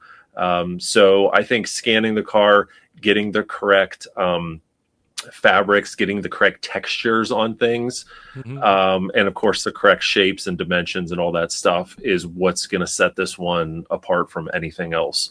I think I told you guys this offline, but there's never been a release of KITT ever that has been truly accurate. So, wow. And that's one of the reasons that I'm real glad that you guys, that we connected, is because I want to help to make this the definitive KITT model. Challenge accepted. Yeah. Yeah. But that is no absolutely the goal. That is absolutely the goal. So, and if we're not, just give us, well, we're going to be, so for the people who joined us who didn't know, Joe is going to be our main consultant on this. And he's going to make sure we stick to the script and get as accurate as possible, because that's what I want. That's the what is it? What the 8-year-old me inside really wants. So you want the don't prop worry car, about that. and here's the guy that owns the prop essentially, or certainly the best condition one. That Exactly. actually is renovated back to its, because you mentioned that both of your cars had been through, let's just say, abuse between their screen time and you've restored them back. It's like an archaeological process, right? It is. You're literally digging it up in, well, not quite, but close. Yes. Yep. Yeah, and so another thing that Joe mentioned off screen that's I wanted to shout out. Joe's going to send us swatches of the actual seat fabric that you still have, the actual headliner fabric. What else did you mention? Carpet. Any of the soft materials on the inside. I'm going to send you guys swatches so you can use that to. We're going to go deep on this, people. I'm so excited. Literally and figuratively, because the pile on that car is. It's not quite shag pile, but it's some carpet in there. Yeah, it is. It is. Yeah. The first time I sat in one, I was like, "Wow, this is for a what was essentially a base model car. It was pretty plush." Yeah, it was very plush. Yeah. Yeah. Probably helped keep the noise of the engine down and the road noise. Yeah, it rattles a lot. Yeah. Oh yeah. I'm seeing this pop up. David James also need those orange shocks we see on Joe's car. What is that? Oh, yes. So I don't know if that. Let me see if that was visible on any of our pictures so far. But so on all of the cars, they underside shots. They swapped out the original shocks, the front and rear shocks, for the brand is Koni, Koni. And the Koni shocks are these like burnt orange red color shocks. Let me see. Can you see them in any of these pictures? Wrong side. Yeah. Oh, you can just kind of see it right there. Right there. So they swapped out all the shocks, and in some of the videos I've done on my YouTube channel, you can, because the cars still have their original shocks on them. So that's what he's talking about. The original orange Koni shocks. Because those original shocks would not have stood up to that abuse that those poor things had. Oh no, these are performance just shocks. Flattened immediately, come straight up through the engine bay. Yep, absolutely. Right. And so this is another good thing. One thing to avoid is the seats not being able to push, because since Hasselhoff is just a tall guy, I'm assuming your car goes back further than normal. On the seat? Interestingly, and here, let me bring up a screenshot of that. So, so they obviously had an issue with David Hasselhoff, and he was, so tall. And I have a great screenshot to demonstrate this. But what they did is they added seat extensions into the car. Let me see if this is one. You can't really see it too well here, but so they put seat extensions on the car. So the driver's seat, normally the back of the seat almost touches, this is the back seat, the bottom of the back seat. Right. So they have it so this seat can go way back here. Mm-hmm. So I guess seat extensions are on the list here. We will have to put those in anyway, because obviously, as we mentioned, there's going to be a figure to accompany this, and physically inserting a figure which is made of hard plastic and has joints in different places. You'll have to. There will be some dressing required to place the figure and position him right, and then move his seat, which you couldn't. A human gets into a car in a very different way to the way you'll insert the figure. So there'll be some posability in this. But that was one of the weird things. If you've ever sat inside one of these cars, they're big cars, and then you go, wow, they're actually not the biggest interior. Yeah. Well, plus you have that giant dashboard, the pod button, the steering wheel, all of that's right in your face. So you need to sit further back. Yeah. Right. So we'll have to talk whenever you design the figure about like the clothing and different things like that. So I have some thoughts on that, but that's for another discussion. Definitely. That's another channel, another program. Yes. All right, Christian, what is he talking about? Side trims, stock, or rivets? Oh, I know what he's talking about. Of course you do. Of course I do. So let me think of where I can find a good shot of this. basically, this is not going to be a good shot, but this is what he's talking about. So this trim work right here on the side of the doors, Right. From the factory, when these cars were new, if they were optioned as such, they had a rubber stick-on trim. It had a texture on it, and it was just double-sided tape, and the trim was stuck on. What happened was, these cars were bashed and repainted so many times. My original cars have over a dozen coats of paint on them. I mean, it's just real thick. So what happened was, that rubber trim was not holding up. So, and this was a second season change, but by second season, they quit using the factory stick-on rubber trim, and they replaced it with it. This is an aluminum track with a rubber insert, and it's actually riveted onto the car just to make it more durable. So if we're doing a mid-first season car, we're going to want to replicate the factory GM rubber texturized version. Yeah. Right. Yeah. The As soon as you boarding said season protectors. 2. Yeah. All right. And so this is also a good question. I wonder if we should have oil slick holes. Again, there were 2 versions of the oil slick. Joe, thoughts on that? Okay, so in the oil slick, we've got right here. So this is from the pilot, and what they did for the oil slick originally, later on in the series, they just had almost like a little sprayer that sprayed black water or something. But in the pilot, they actually, I'm not sure what these are. These are giant, like bristles that are just leaking this oil everywhere. But if we look at Slam and Sammy, there's a great shot of the car on its side, right? You can just barely see it here. So this is the oil slick car. Look how they cut giant holes under here. That's what they use. And then they put, like I said, some bristles in there and just had it dumping oil. So, to make it accurate to the first season, if you wanted to do an oil slick, just put giant holes in the bottom of it, and then I don't know.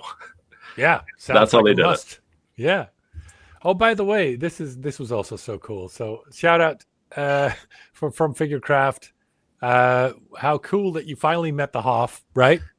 Yeah, that was a very special day to get to meet him. For me, it was always about the car. That was the draw for me. But it was one of those things that I just wanted to be able to check it off my list that I met him, and I got to reunite him with one of the original cars, which he hadn't been with since 1986. So that was pretty. Wow. Neat. Wow. Yeah. Well, thanks. Shout out Philly, very, very, very cool. And shout out to this. I'm sorry. Just another Dutchie. We don't usually get a lot of Dutchies on our stream, so hey jongens, hartstikke gaaf dat je bent.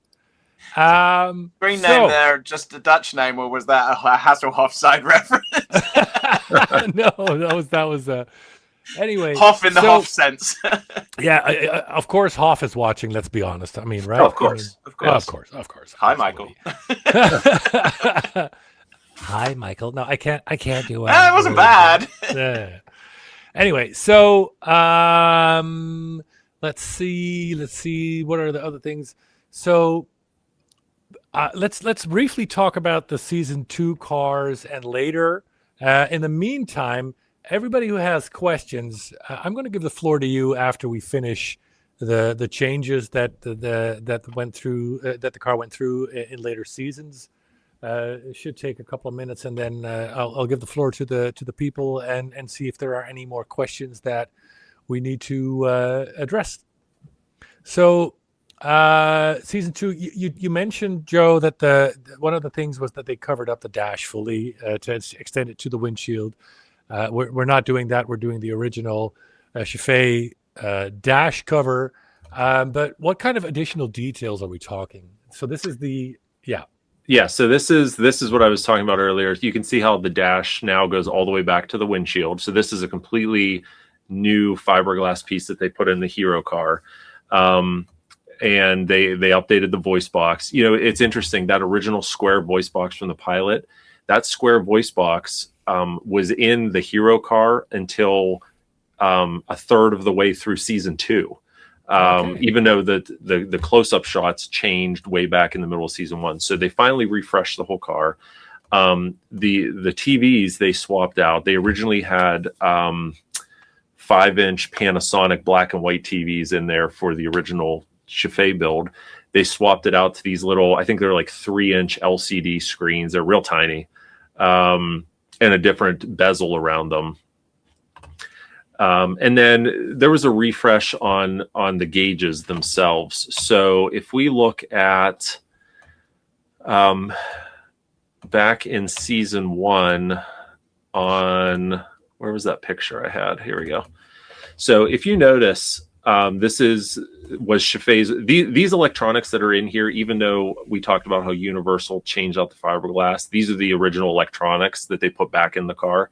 But you can see here, when Chaffee built those electronics, or his team built the electronics, the bezels here, notice how they're in 4 pieces. See see the divide here, and then these are rivets or screws, one of the two. No, they're screws. Yeah, they're screws.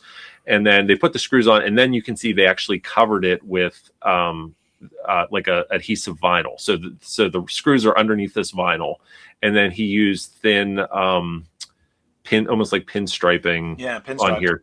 Yeah. So, and same thing over here. You can see these are different parts. So whenever Universal came in and in season 2 and redid that dashboard, they redid these bezels as well, and they became one piece without all these extra screws, and there's no seams here. So just little details like that of how they changed the electronics. And they changed the shape of the pods a little bit, changed the shape of the steering wheel. So, and of course they changed the lower console, the upper console as well. Let me see if I have pictures of that. So, give me a second here. So season 1. Yeah, here we go. So like this is the lower console that's between the two seats. Yeah. So this is what it looked like in season 1. Season 2, they switched it to this version, which looks similar, but they had like cash register buttons here with price and item and quantity, and these are more colorful. So little changes to that. Changes, like I said, to the overhead console. They made it smaller, more form fitting. Kind of just gave the car a whole refresh for season 2. Right. The answer is we talked about some subtle hybridization between sort of season 1, 1.5, and 2, but definitely if there's interest in the future, we can look at a different version of this, which would be a completely different car, same car, but very different. There's enough changes to say that, because this is, you mentioned earlier about the thing that's frustrated you with other replicas. They've done too much hybridization. They've taken the whole dashboard from season 3 and put it in a season 1 and vice versa. That's too much. There's some blurring of the lines a little bit, but you can't paint completely outside the lines. No, exactly. I totally agree with you. And I love those little details. I think we can replicate those lines and even the little screws to get that original Chaffee look. Nobody's going to know but us, but I like that, Everybody now knows. Yeah, exactly. And see, this screenshot's actually from season 4, but it gives you a better look at the evolution of the fog light, right? Yeah. So by the middle of season 2, they had switched to 2 fog lights on each side instead of 3, and then by the end of season 2 they had completely gotten rid of the grills altogether. So pretty much from season 3 and 4, this is kind of what it looked like. You could just 2 fog lights on each side, no grills to obstruct it, just much more open. And the tow bar, like we talked about, instead of having that bar that runs across, they just had these tiny little receivers tucked under the nose. Yeah. So definitely a cleaner version. Yeah. All right. So this is also interesting. Joe had a divided back seat. As far as I remember, season 1 had a solid back seat. Joe? Yes. So and that was just due to the different cars that they use. So let's go back here to a screenshot from the pilot, and I'll show you what we're talking about here. So if we look at, there maybe this. Yeah. So the back seat. So in 82 Trans Ams, the back seat was solid one piece. There was no divider, and that was the only option. Starting with a special edition, the Daytona 83 car, they offered split rear seats, and then by the third season, we started to see. Give me a second here. Let me find a good. Got 4-point racing harness on there too. Yeah, that magically showed up for that one scene. Magically appeared. Yeah, that's because it was a child in the car. They had to have safety. Yeah, that's exactly right. But see, by the third season, they had switched up the car they were using for all their insert shots, and the car they were using was a 1983 model. Yeah, you can see here it has the split rear seats. So this would be again something if there was a third or fourth season car that you guys build, then we'd be talking about split rear seats. But really, we're just talking about the solid one for the initial build. And the car we're scanning from you that has the single back seat. Yes. Mm-hmm. Okay. Good. Yep. All right. So we got a volunteer, Philly again. Yes, we are going to do lots of sounds.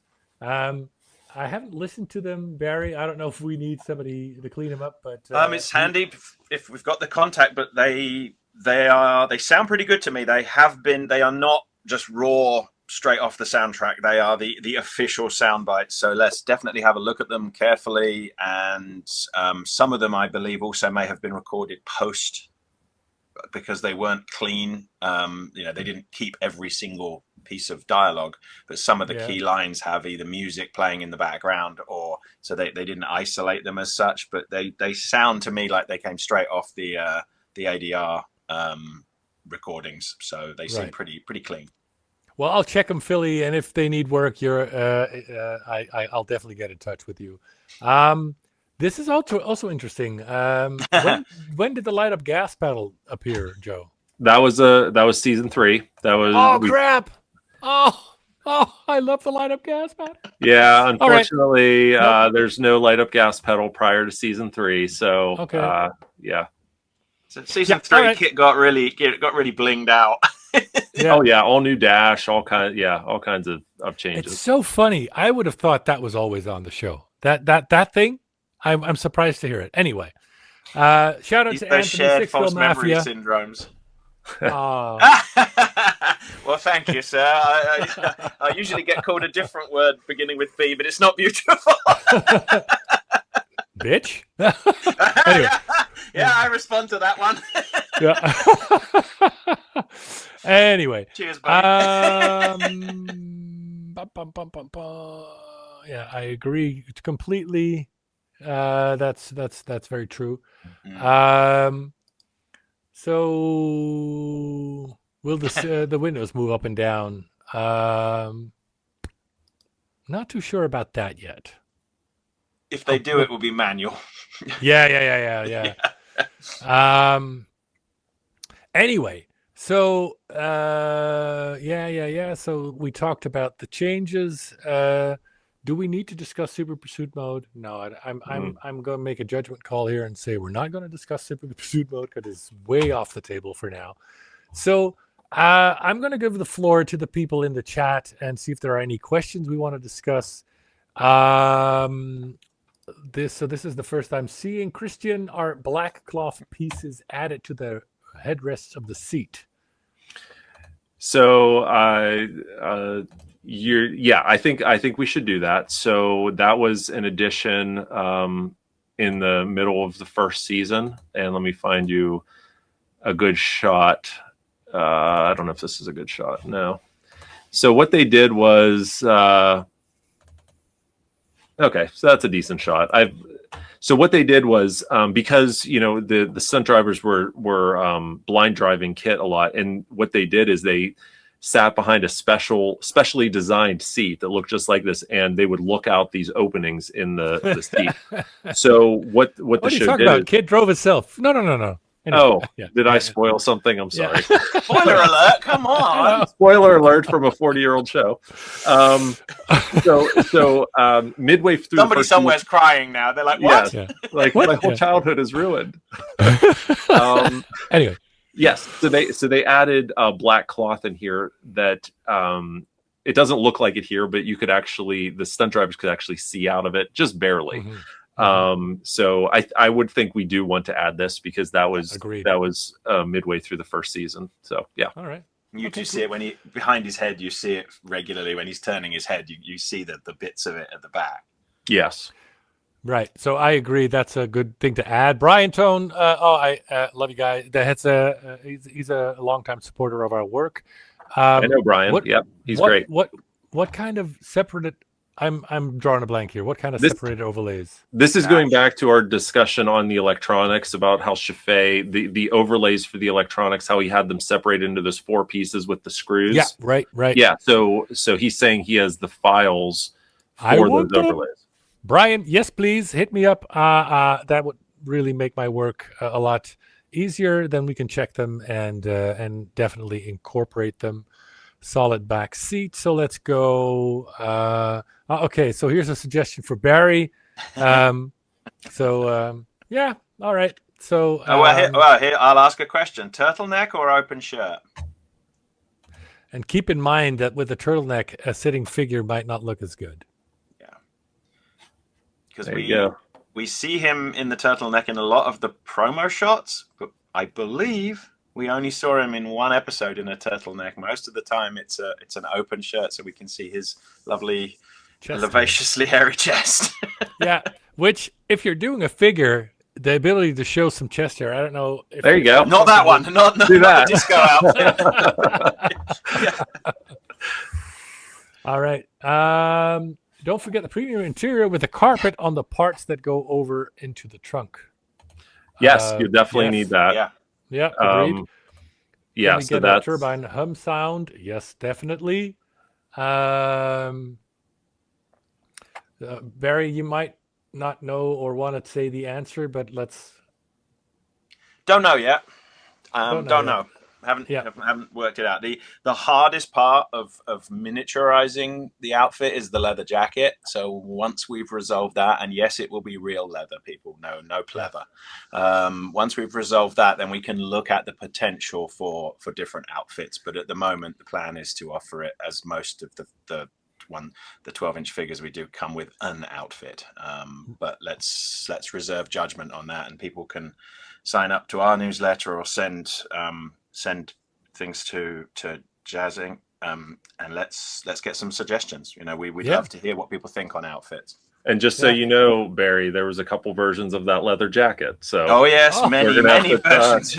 There's a season 1, season 2. Yep.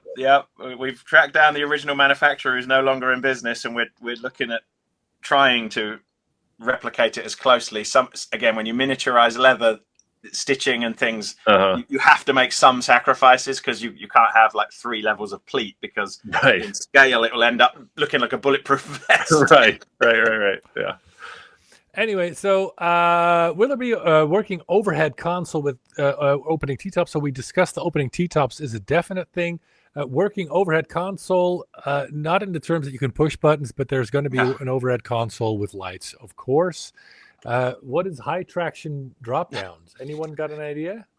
Well, yeah, I know what high traction. I know what that is. All right, go ahead. No, that's a one episode thing that KITT had where he turned into a pseudo 4x4 mode. Yeah. So you can see here how he lifts up.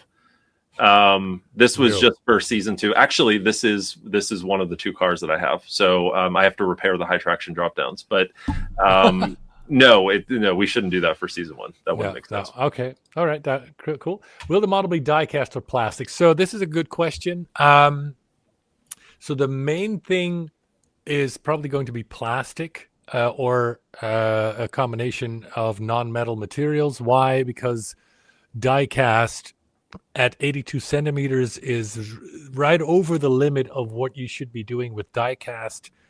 You run into all kinds of issues with not only weight, but tolerances and detail that gets lost if you do die cast. And the product would have to come with a 2-person lift warning.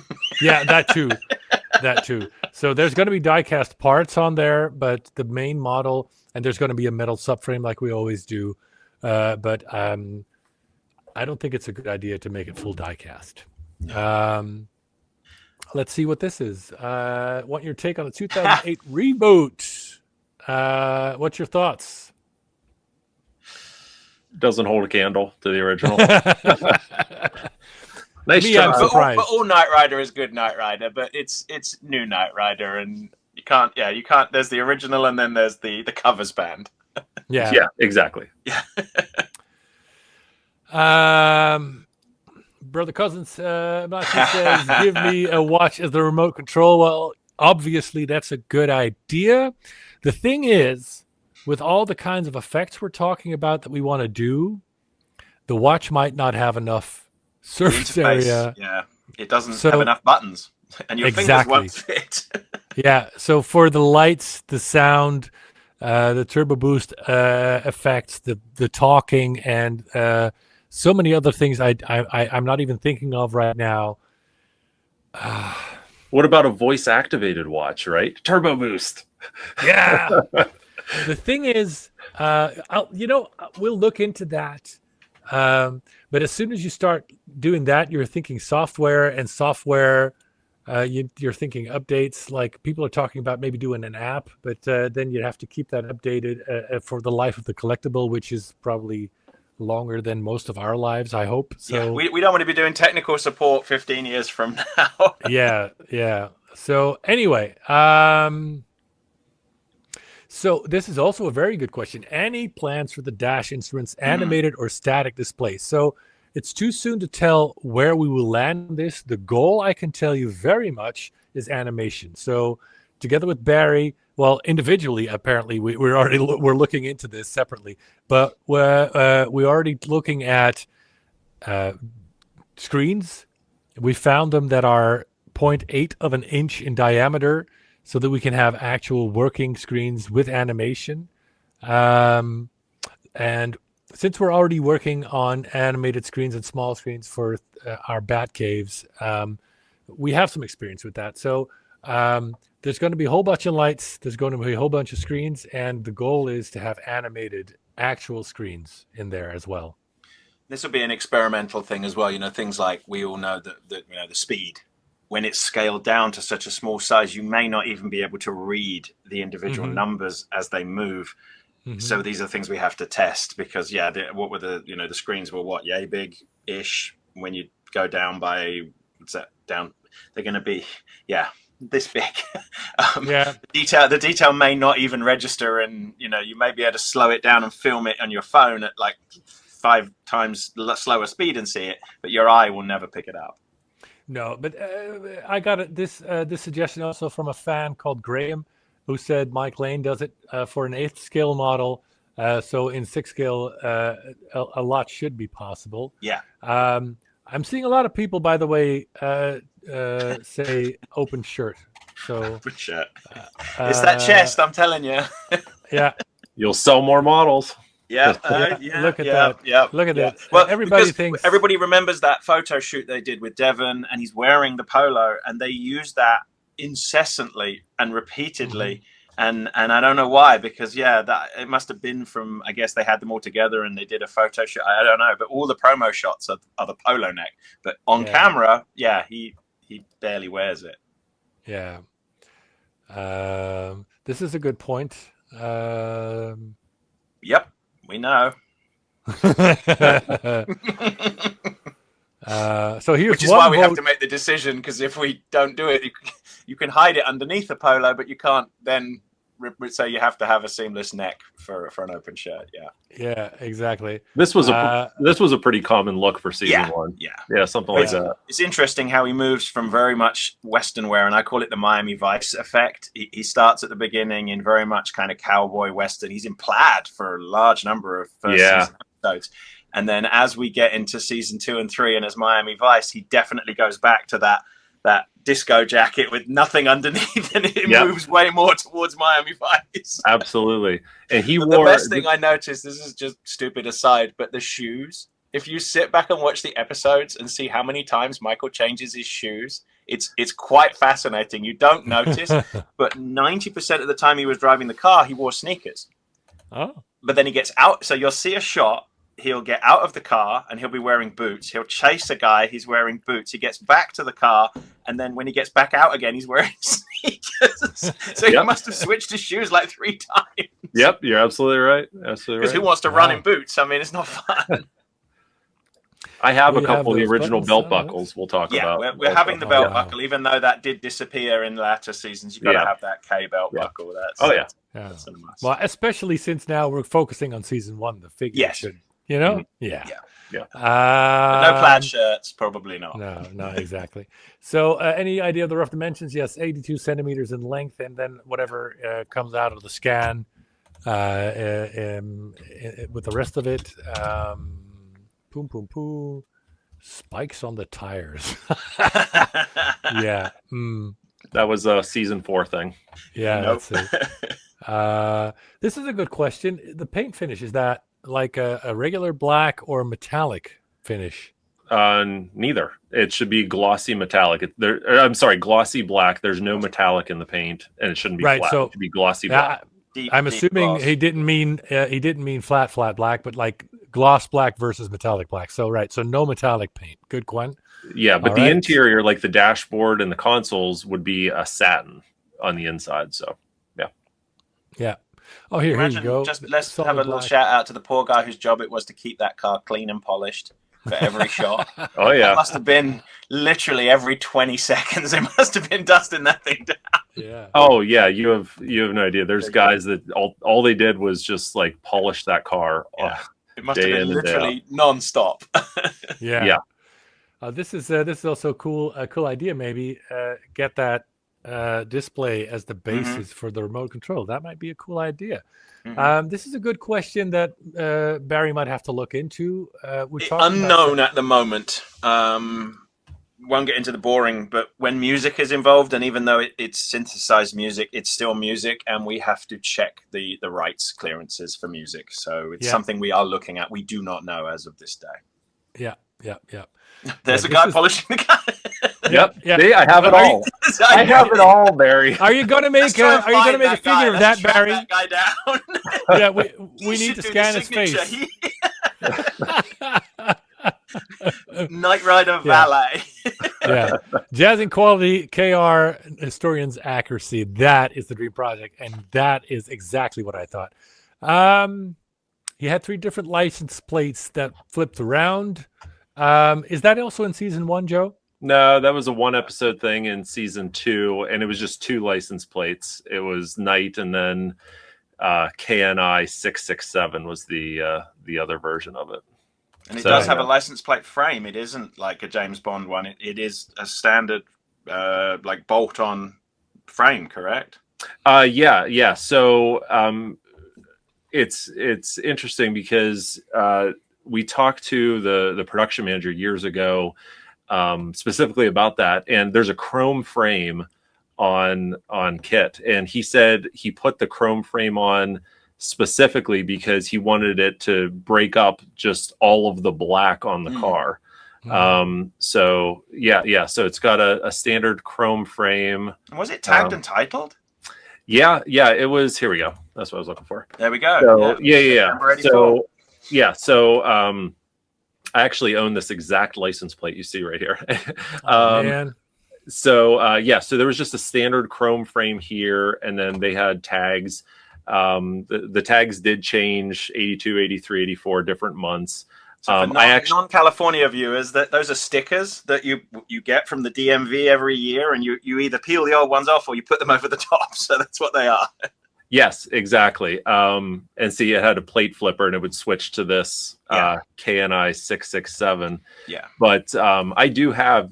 I replicated these plates. I sell them on my website, and I actually have digital files for all these original stickers. So we can talk about that when the time comes. But yeah, excellent. KITT was born in September, people. Yeah.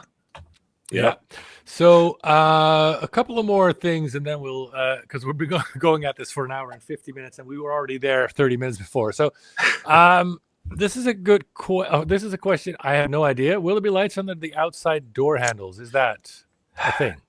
So it's a thing, but now we're crossing into what was actually on the car versus what did they have on an insert shot that wasn't actually on a car. So whenever KITT's door handles were locked, you would see in the first season, you could see they had these little lights under there. This wasn't actually on any of the cars. Like I said, it was just an insert shot. But yeah, so the question is, do you want to put it on an actual car? But they did have this from one of the very first episodes. I think we should look into that, Barry. What do you think? Yeah, we should. I mean, it may be one of those things that scale is because the handle is unlikely to actually move. And so as you lift the handle, it reveals it. You can see the residual glow from it when the handle is down, but you can't see, unless you're lying on the ground, you can't see the LEDs, correct? Correct. Yeah. Yeah, but yeah. So if the only thing I'm hesitant about is what you said, Barry, the scale thing. But I think it's cool to have something to that effect to see what we can do. Maybe just paint it or have. Yeah, it could be a decal. Yeah. It could be a decal, right? Yeah. Will the headlights pop up? We talked about this, and since it's a season 1 car, we think yes. Right? Yes. This is also a cool idea by Philly. A cool stand to make it look like it's riding on 2 wheels. Stunt stand. Yeah, stunt stand. I like that idea. I think that's doable. I don't know if there's any limitation to what we can do with the design of the box, but I see a lot of people suggesting to have the box look like the Semi. Ooh. If only we knew a guy who had a Semi. And I meant truck.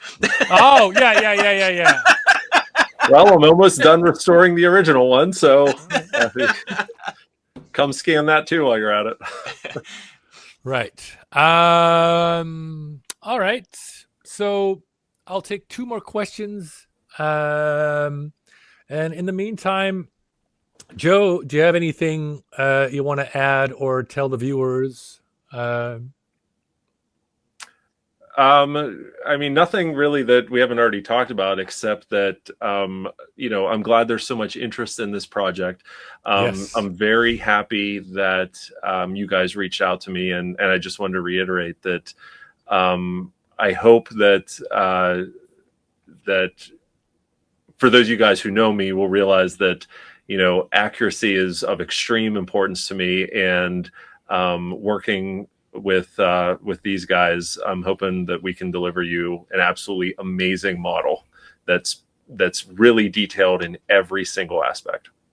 Yeah, well, that's what we're going for. From the experts we worked with before, they said we did make the most accurate of any scale of the 66 stuff we done. I hope you'll give us that same seal of approval at the end. That's I'm confident I will. Yes, it'll be great to see the model sitting on the floor next to the real thing. Oh yeah. We'll do. That's one of those shots. lifetime achievement goals there. Absolutely. Yeah. I was going to say parked on the roof, but we won't do that. No. So, like I said, I'm going to take 2 or 3 more questions. I assume this should have the original logo, right? Yeah. It'll have. You'll definitely want to have that original logo on the steering wheel. This one is what they're talking about. Yeah. So, but there's an additional hole that sometimes you see, sometimes you don't. What do you want to do with that?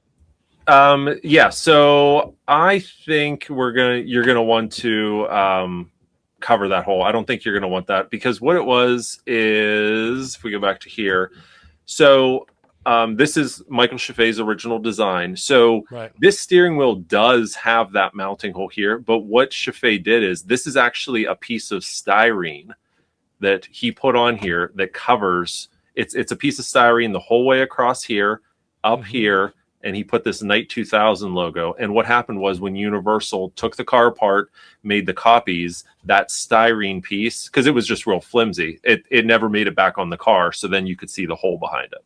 Yeah. So I think this is what you're going to want to go for right here. This smooth look. Otherwise, the hole is the boss for attaching the steering wheel to the column. Yeah. And the yoke, let's be clear, it's not a steering wheel, it's a yoke. Another thing that they did before anybody else. That's right. Yeah. How is it to drive with a yoke? Is it weird? It is, but I mean, I don't like the cars don't get driven on the road, so but yeah, it's definitely different. Unnatural because you want to move your hand with. Right? Yeah, you want to drive No like 10 and this. 2. And, yeah, you can't do that. Yeah. So anyway, I'll do a few more questions. Will the paint on the body be polished smooth?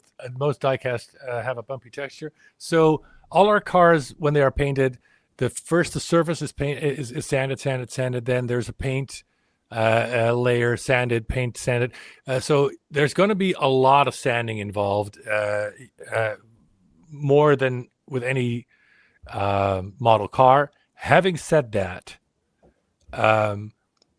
there is no 100% smoothness possible. So one of the videos I studied on the Knight Rider, people making models were talking about $12,000 paint jobs to get that kind of thing to be like show quality smooth.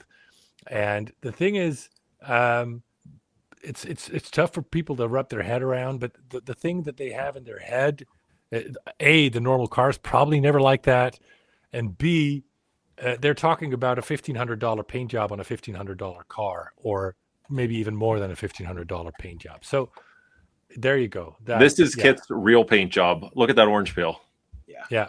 That's what you should replicate. Let's be honest, they're out of the factory. They weren't amazing in the 80s either. I mean, it was just how much orange peel did you have on your car? We're right. And this is after this car's probably already been painted half a dozen times. But and this is also another important distinction. We were talking about, people ask what this is going to be made of. By not making the body panels out of die cast, it allows us, it's a little more sympathetic. Plastic and fiberglass are more sympathetic than die cast. So no, in relation to his question, we probably won't have the issues that you typically get with die cast body panels. No. No, but you have to be realistic. Like I said, remember $12,000 paint job. You will not get absolutely pristine. There will be some deviations. It's just the way. The thing is, you can't paint the whole model in one pass. It has to be painted in, just physically impossible. Yeah. So will the model be available around the world? Yes, we will sell from our sites, respectively, the Factory Entertainment site and our site. So you can it's worldwide, except I think North Korea and anywhere we can't physically ship to because they're currently at war or blockaded. Yeah. So thank you, everyone. Thanks for the people. I think Christian was also suggesting sending me some files, and so thank you, everyone, for joining us. Thank you for all your questions, and we will do more live streams. I don't know what kind of intervals we're talking about, but I can assume that once we've scanned the car at Joe's car, which is now scheduled for hopeful somewhere around February, we have to knock down an exact date. The other thing I wanted to mention, by the way, is that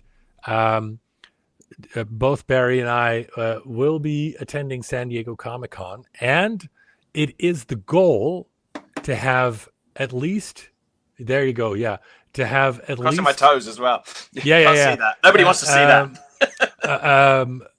A prototype of Knight Rider, along with some other stuff, in the sideshow, in the San Diego Comic-Con booth, that we will both... so Jazzik will have a small part in the Factory Entertainment booth, which is very cool. Our booth will be unmissable this year. I mean, it always is every year, but this year will be something else. Yeah. And I'll personally try to attend at least the Wednesday evening and Saturday shows. So if you want to meet me, I'll be there, and we'll have somebody from Jazz Inc. there most days, if not all days. So the final prototype is probably going to be done after San Diego Comic-Con, realistically speaking. And so when it comes to pre-orders, right now we're shooting for somewhere around March, because we need to do that scan from Joe first to start the pre-orders, and they will be open at least all the way on the Jazz Inc. site, as we always do, until the final prototype has been revealed, so everybody knows what they're getting. But of course, the earlier you pre-order, the earlier we know what kind of numbers and therefore what kind of features we can add. So features like a full 305 engine block and all that sort of thing. So I hope that's everything. Again, thank you, everyone, for joining us. And until the next stream. Bye. Thank you, everyone. See you guys. Thanks.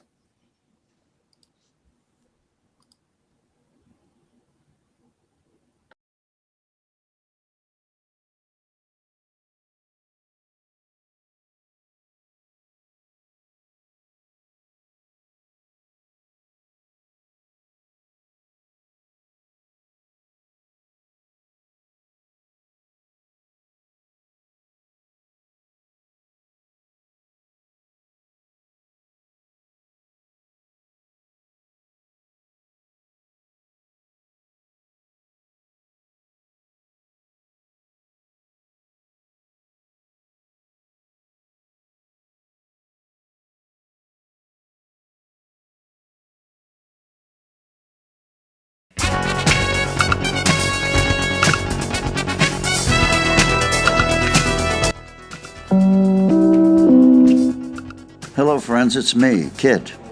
When I'm not out fighting crime, I like to follow my friends at knightriderhistorians.com. Check it out.